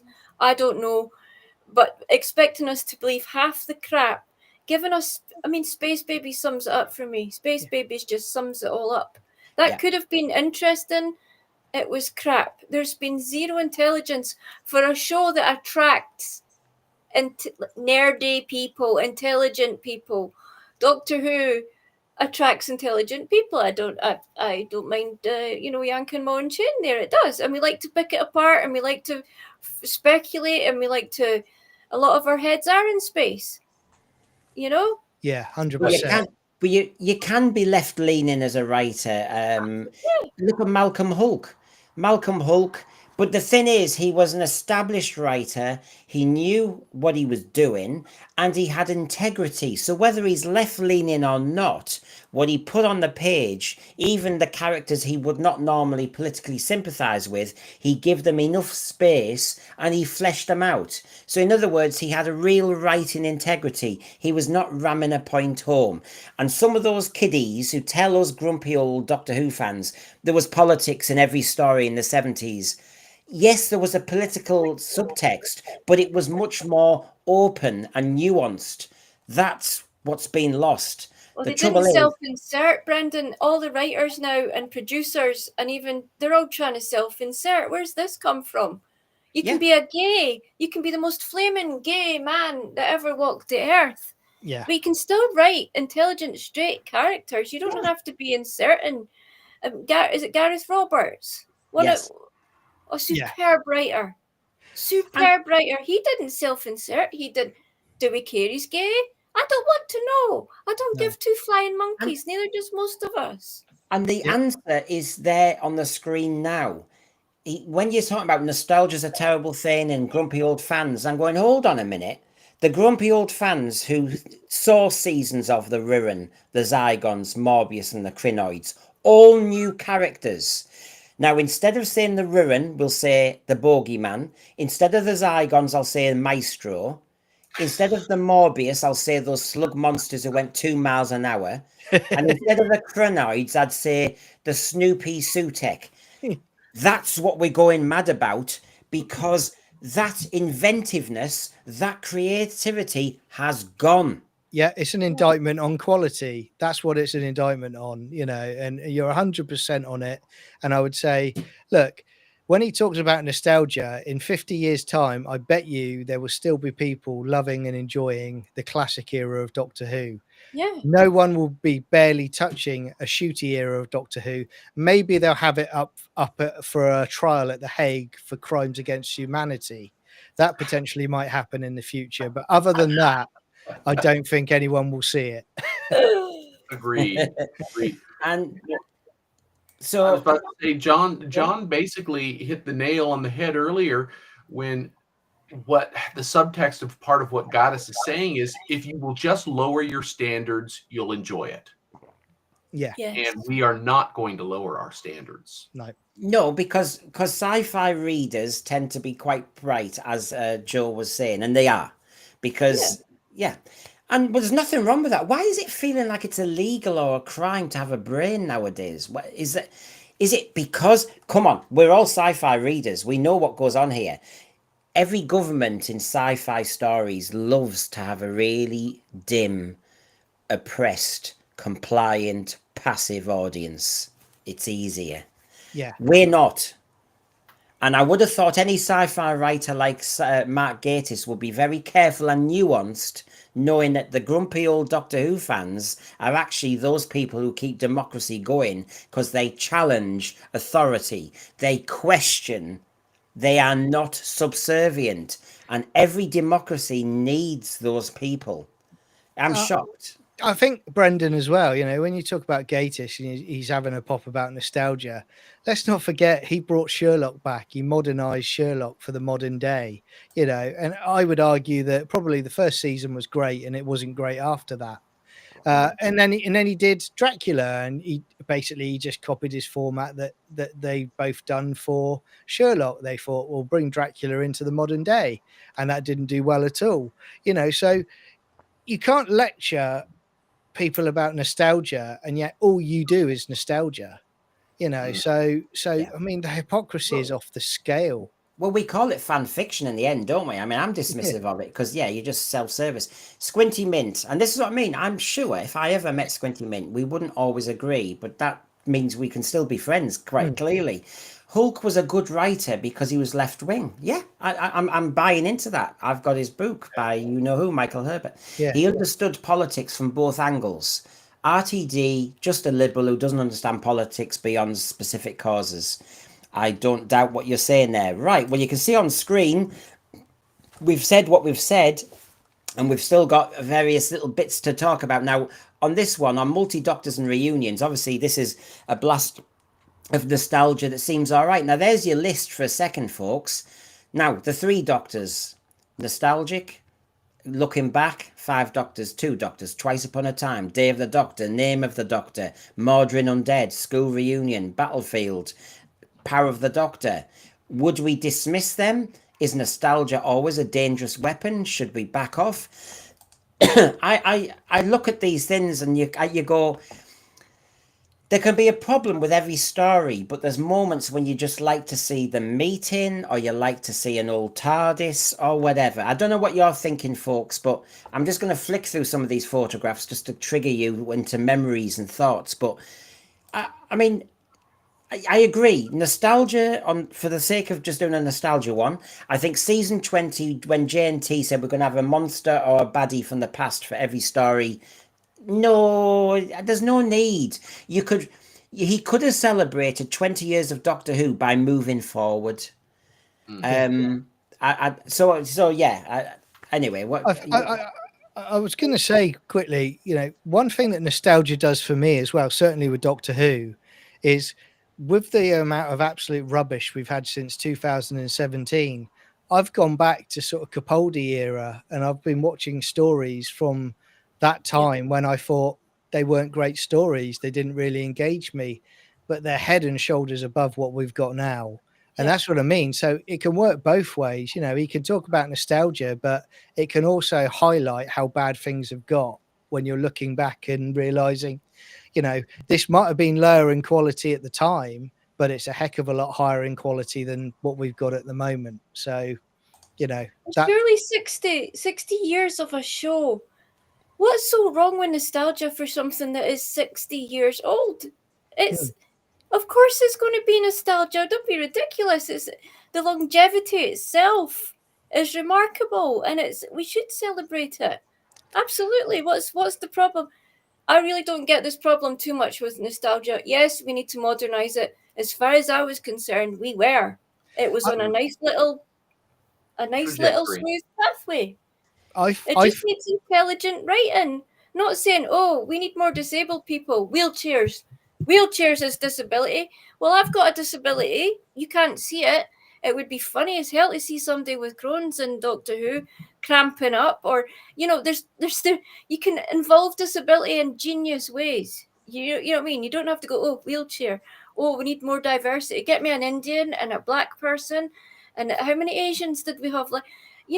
There's far more intelligent ways to get all of it in there if it needs to be. Well, And they've just not done it.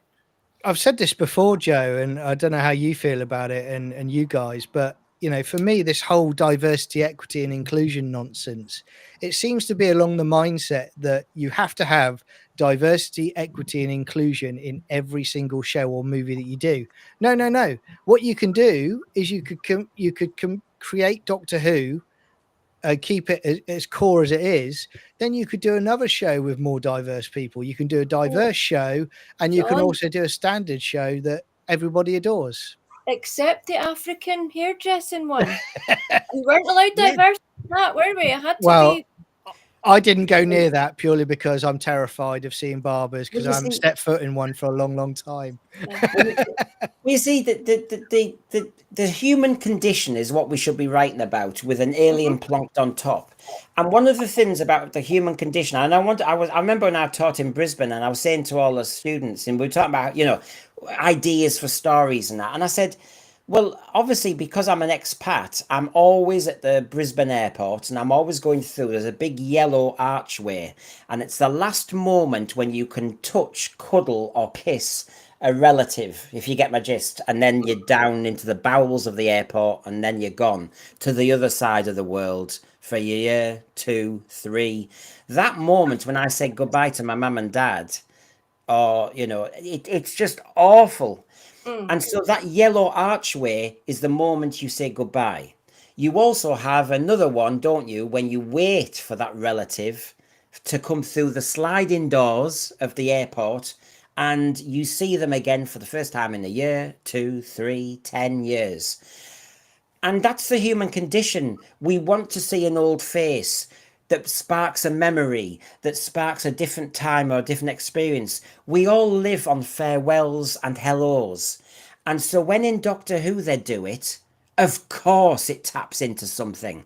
And for example, here, Power of the Doctor played a silly game, didn't it? Because basically the storyline was all over the shop. But my favourite scene was this one here, when we Yeah. saw all our old faces.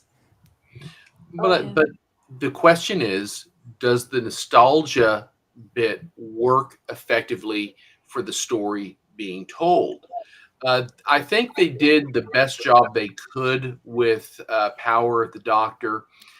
They provided a visual so that each of the previous doctors that they brought in had some time, some moment to share. The question is, when someone decides they're going to do window dressing, such as dropping in Jodie Whittaker to Gatwa's finale, that serves no narrative function. And even worse, her departure had been so recent anyway that there wasn't nearly the nostalgic value to bringing her back.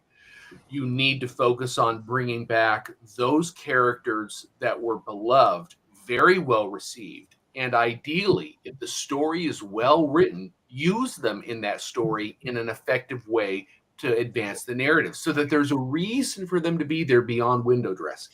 Do all three of you, as just as a daft example, I've been flicking through Power of the Doctor. Now, there's the moment when McCoy meets Ace again, Tegan meets Davison again, and then we saw all the doctors on the edge of some chasm and stuff. Does that serve you as a fan? Is that necessary? Should it be avoided? What do you reckon? If I can just come in quickly, I mean, I would say for me, I bought Power of the Doctor, and I've never bought any other Jodie season, and I bought it purely because the Seventh Doctor and Ace, they were my doctor and companion growing up. That was my era as a child, and I adore it. And just that scene with the Seventh Doctor and Ace talking, Yeah. that's enough for me, and that gives me goosebumps. The rest of it, I could toss it into a fire, but I'd keep that. It's and again, I did like the Fifth Doctor talking to Tegan. I like those elements, but then the rest of it makes me shiver still to this day because of what I saw. But wonderful moment. Wonderful moment, John. But to add in, so Davison, Tegan talking, the reference to Adric, and I thought they weren't responding to the death of Adric at the time. And so that was an attempt to bring back a nostalgic beat, but it wasn't consonant with the history of the show. Wasn't and organic. Therefore it did not contribute to the Power of the Doctor. It didn't work. 100%. 100%. And the Seventh Doctor and Ace, that worked well, because I'm sure there's many people here, just as I did. I loved early Big Finish. I stopped about 10 years ago when it started becoming rubbish. But there were wonderful moments where you had the conflict between Ace and the Seventh Doctor. So that just felt like a natural progression for me, that element of it. And it was wonderful to see them again.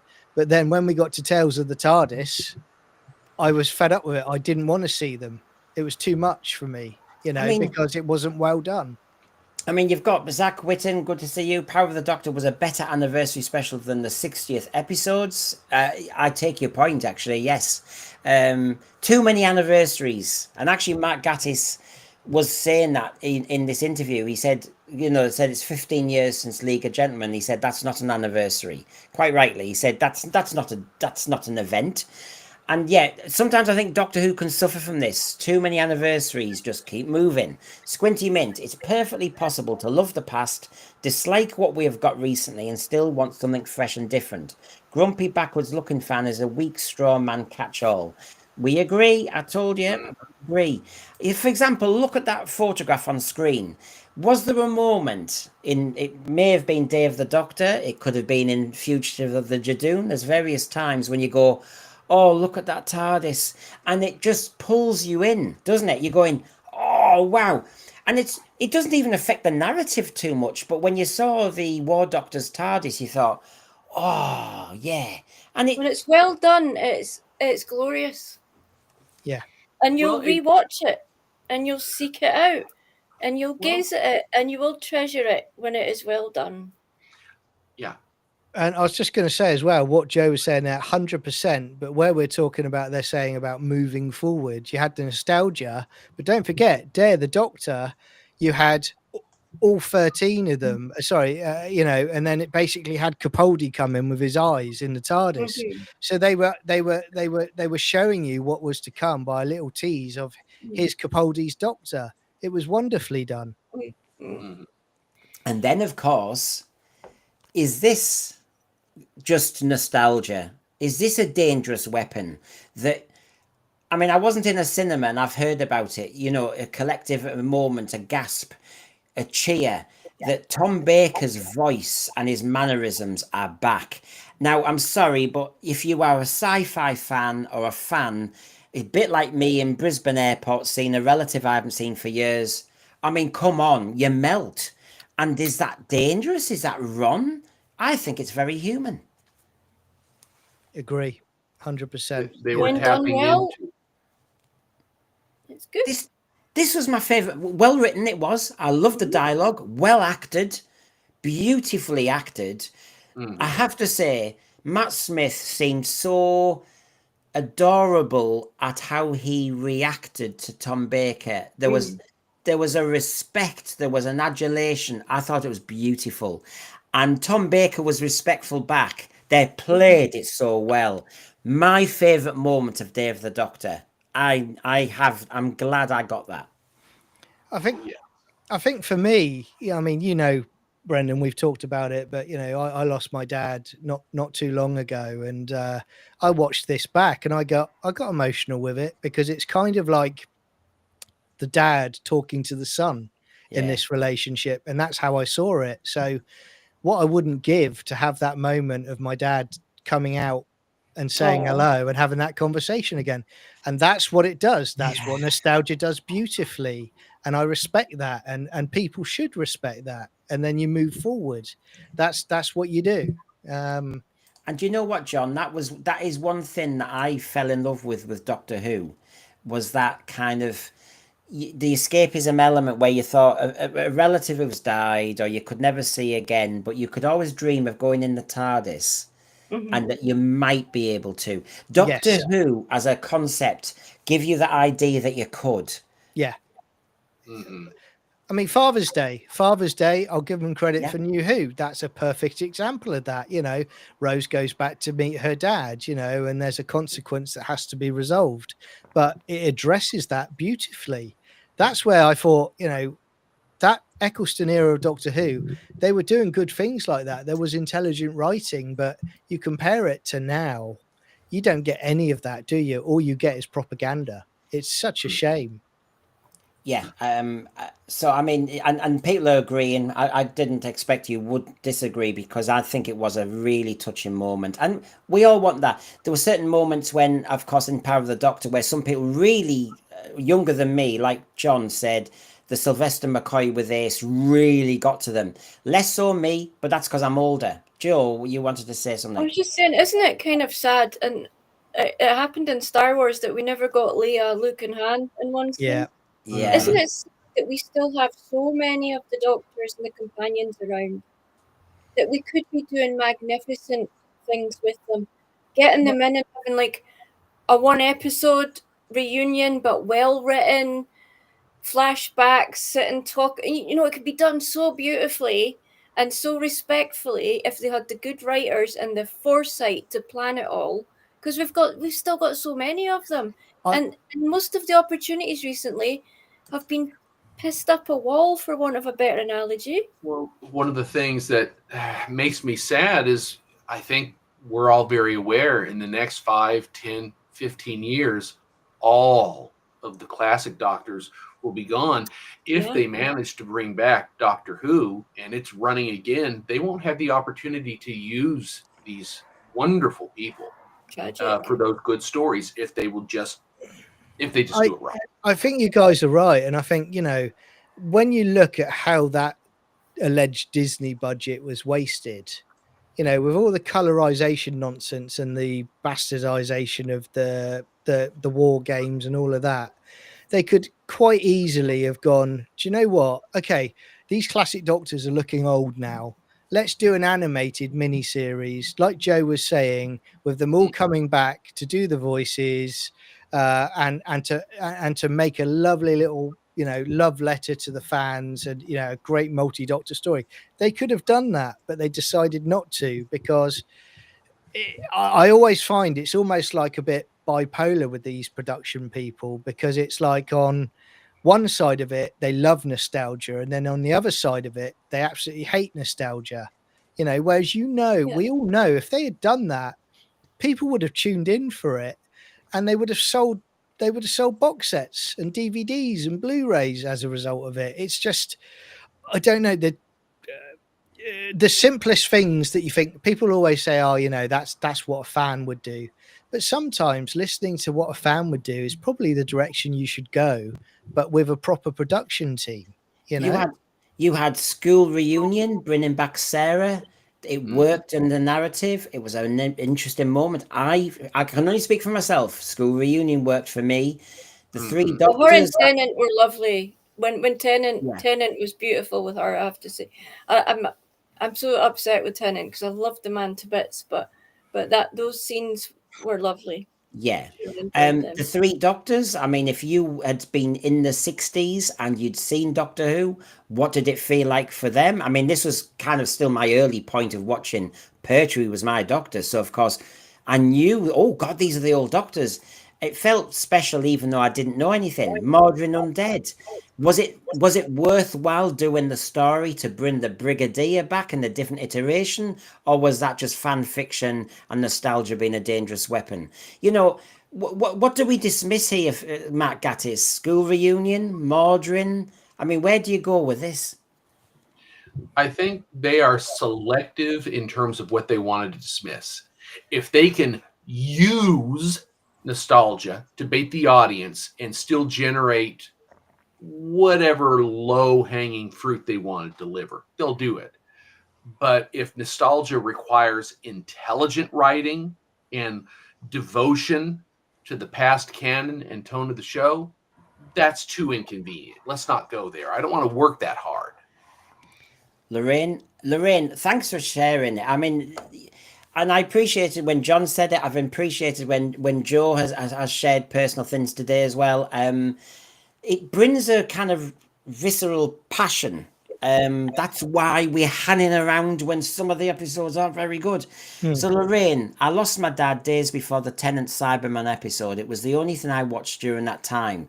I'm assuming what you're really saying is, in such a traumatic, difficult, emotional time, this could just get you through the next hour. It was a kind of maybe escapism, a kind of comfort blanket.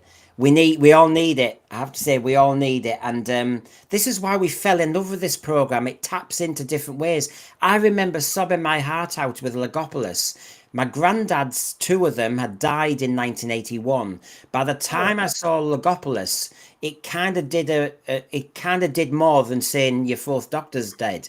It just did a lot more, and because it was very funereal, it kind of gave me the excuse to cry. which we needed.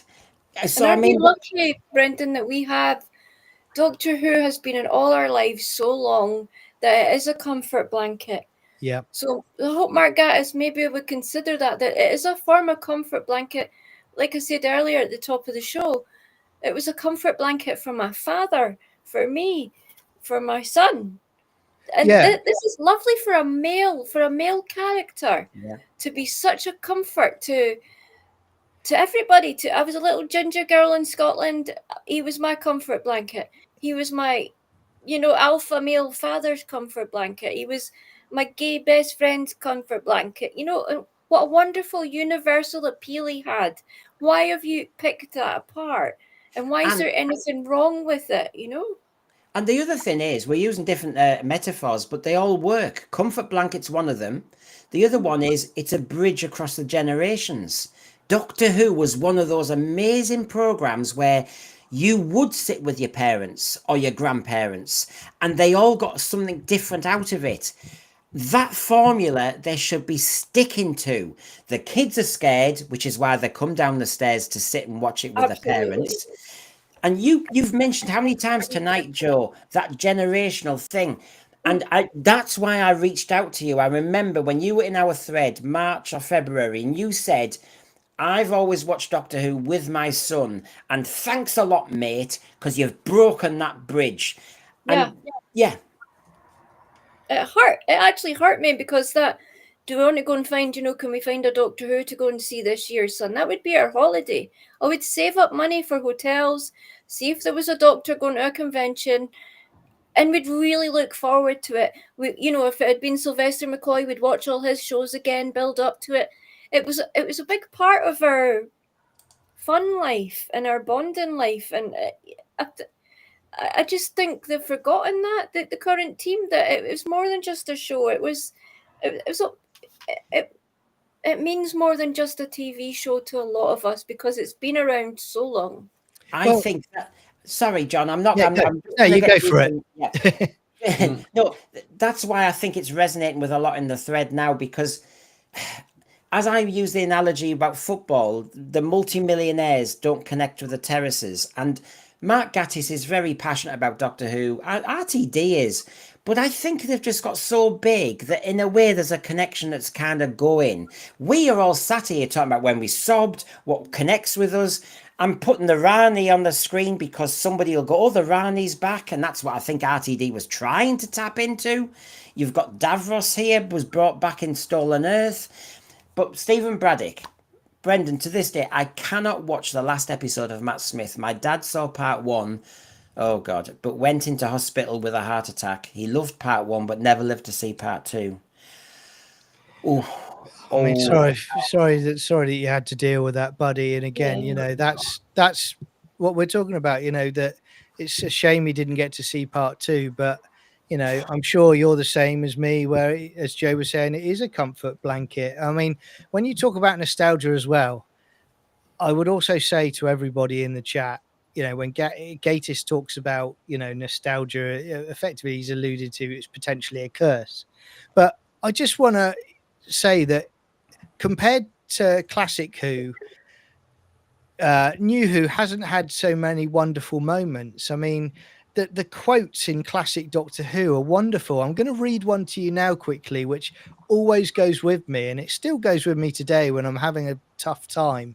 This is what Doctor Who does to me. It's the third Doctor in Planet of the Daleks, and he says, courage isn't just a matter of not being afraid, it's being afraid and doing what you have to do anyway. That's the third Doctor. Now, that is fantastic stuff. I've taken that with me all my life. It's wonderful. It's good writing. It's well acted. You don't get that anymore, and that's why we're so connected to the classic Who. the other one you used to always mention, John, was the Patrick Troughton Tomb of the Cybermen one. Yeah, I mean, again, that's talking to people who've mentioned in the chat about losing loved ones. What he says to Victoria about his loved ones sleep in his mind, until he decides he really wants to remember them, and then they come awake again. I mean, the writing's fantastic. That that still gives me that gave me goosebumps before Dad passed away, but now it's off the scale.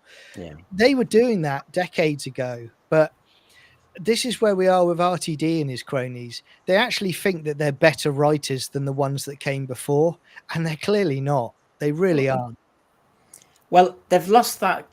They have to have lost that emotional connection to a degree. They can say they love Doctor Who, and they can explain, but I think there's something gone because surely you know that you can't just be that flippant about all this. So as I flick through these, again, Gatiss has written 9 stories. There you go: The Unquiet Dead, Idiot's Lantern, Victory of the Daleks, Night Terrors, Cold War, Crimson Horror, Robot of Sherwood, Sleep No More, Empress of Mars. Just to give you all a taster, this is, I mean, I don't like to knock Mark Gatiss because he does do history.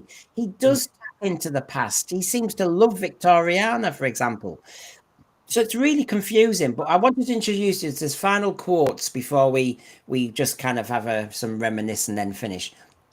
From the beginning with the Gelth, you as a writer, you wanted to be as brilliant as the person who came up with the crinoids or the zygons. That would be a wonderful thing to be able to do. That's the ambition. There's the joy of trying to have your go at the Daleks or bring back the Ice Warriors, of whom I was always very fond. And then he says, obviously, Stephen Moffat took a lot of persuading because they were traditionally very lumbering and slow. And I said, what about if there's something inside that's very fast? And then his eyes lit up, and then you got Cold War, which, thank you, Garbage. You told me to go and watch that again. I did. And apart from the last 2 minutes when it's all reset button nonsense, I loved it. And so, Cold War. Now, are you using nostalgia, or are you just using an enemy from the past and you're updating them? But aren't we then hitting that problem that Sutek was updated, didn't you know? The Rani was updated, didn't you know? It's it's how you update, isn't it? Were you happy with this version? This version of an Ice Warrior? I like the exterior look. I really did. I still like it. I think they updated them brilliantly. But the one thing I didn't like is it being a little alien creature inside the suit. I didn't like that. I always liked classic Ice Warriors stomping around in their suits. I just thought that did them a bit of a disservice. But it's a great story again. David Warner in it, and it really is a great. I would say it's this. And probably The Unquiet Dead are probably the 2 good ones that he's written. I'm not fans of the rest of it that he's written for Who. Yeah, it's a funny one, isn't it? This slow and lumbering. Does that mean any Doctor Who? Hey, by the way, can I just say before I ask Christine and Joe this? If you really think about that quote, and he says, Stephen Moffat wasn't convinced the Ice Warriors are slow and lumbering. Dot and Bubble, those slugs were very, very slow and lumbering, but they were still brought in. Oh my God. Oh, someone's going to have to use those slugs in a report. Yeah, that. I guess the whole point is if you have the capacity to make the update consonant with both the history of the show and the tone and feel of where it happens to be visually at the present time, you can still make it work. But it's kind of like walking a tightrope. Sometimes you're going to slip. So for some people that are familiar with the original iteration of the Ice Warriors, it may work, and for some it may not. It may not land. But then the question comes down to how well was the story written? Because even if the visual doesn't land quite well to a new viewer, if the story is compelling, you're willing to give it kind of a pass on that and say, I'll accept this iteration because it's so well constructed. So, Yeah. So come on in on your thoughts on Mark Gatiss as a writer for Doctor Who, on his highs and his lows, as I just flick through, because he started obviously with The Unquiet Dead. I liked that one. In fact, that's when I personally thought that's when New Who had launched Doctor Who. Rose had moments. End of the World was trying to be that, but I'm not sure. I thought this is more Doctor Who. Yeah. Gatiss is good when he is in his element, which to me is that Victoriana steampunk and that M.R. James. That's when he's in his element. He's also a very good co-writer with other people when he works with other people as well. I think in general, and the overall theme of tonight is this thing about, is the past dead? I think what they need to remember is this is the universe of Doctor Who. This is the Doctor Who world where these creatures exist. Yeah. So it's not Memberberry to pick one. They exist in this world. This is where they live and they inhabit it. If you take an old character, it's a great thing because that's where they live. This is the universe they live in. If you want to update them, fine. I don't like it when they retcon them. So that to me with the Ice Warriors was a little bit of a retconning. Yes. You know, and I didn't really like that. So yeah, that's my feelings. And so overall I don't agree with Gattis's Memberberries are bad, nostalgia's bad. No, because this is the universe and it's a timey-wimey universe, yeah. This is the time show, the sci-fi show about time. So whether it's past or future, it should be irrelevant. We shouldn't even have nostalgia. It shouldn't be an issue, should it really? Yeah. And it didn't do nostalgia, say, even with the Idiot's Lantern, which is not my favorite, but of course you had that awkward element within the family, the dad. And so there was no rose tinted spectacles about parents in the past. I mean, they still introduced that. So on that score, I think, yeah, quite right. Gattis is good at scary. Sorry, Yeah. but Gattis is good at putting the scary in. And I love it when he goes full scary. He does do sinister very well.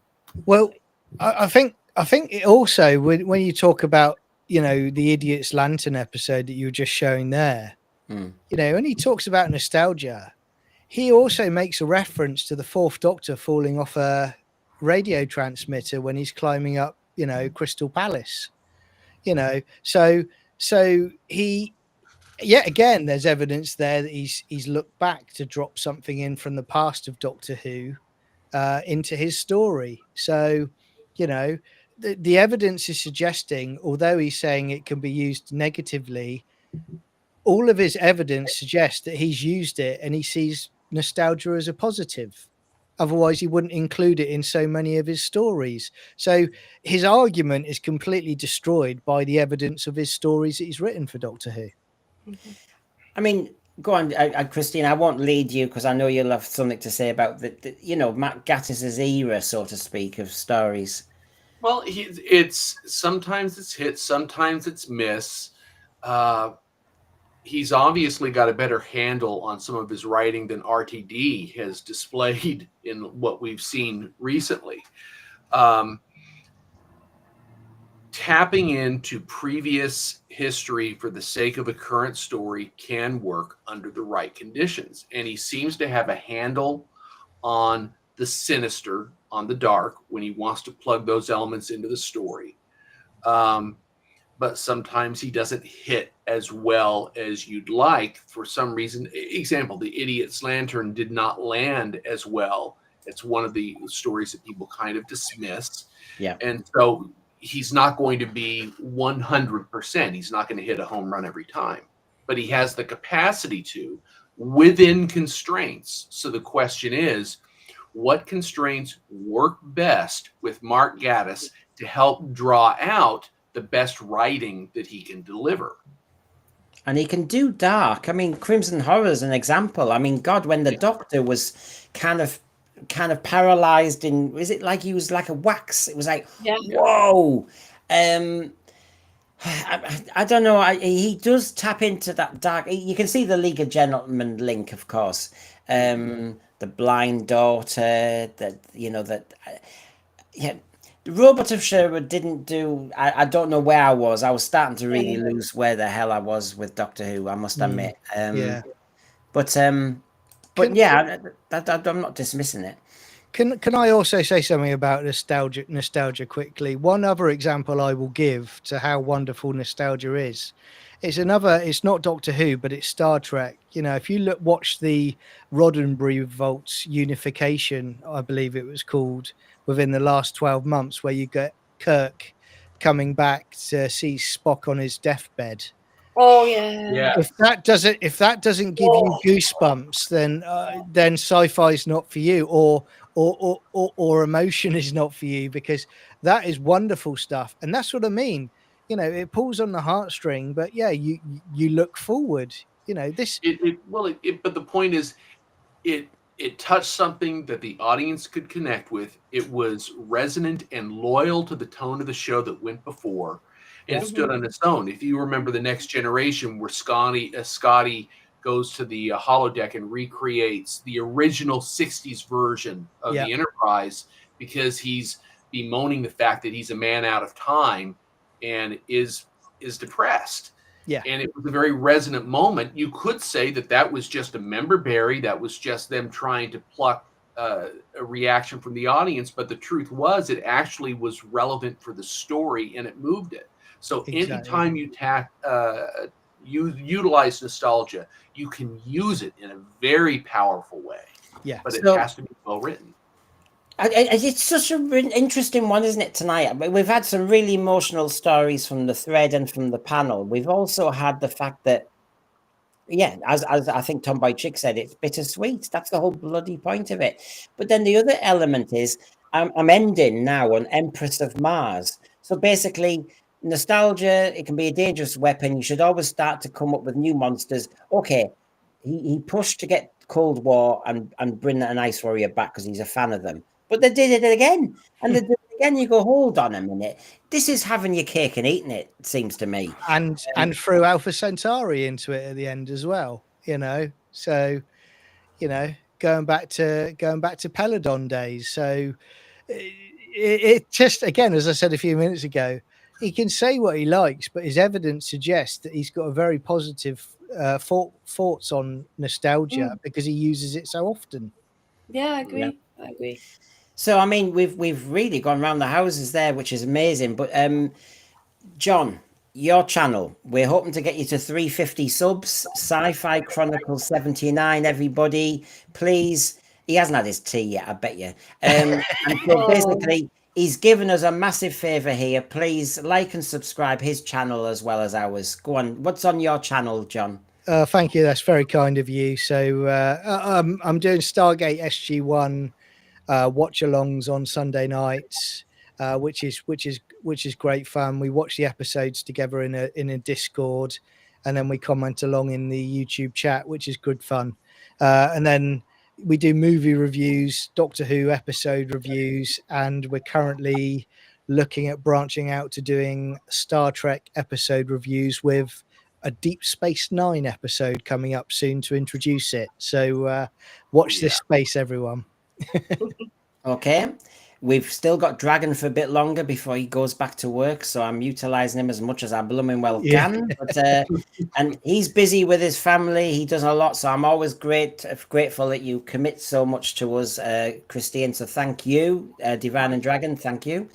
And Joe sat there with a bad back. Thank you for giving me your time. Thank you for being on as well. I totally appreciate you all giving me all your expertise and your thoughts. It's a pleasure. Thank you. It's been a pleasure, yes. And my last word is thank you to everybody in the thread. It's been Doctor Who fans talking about Doctor Who. It's so easy, really, when you think about it. So thanks a lot, everybody. And Joy, yes, brilliant stream. Thank you, Brendan, Joe, John, Christian, crew, and a fantastic chat. Right, job done. Good night, everybody. See you all. See you.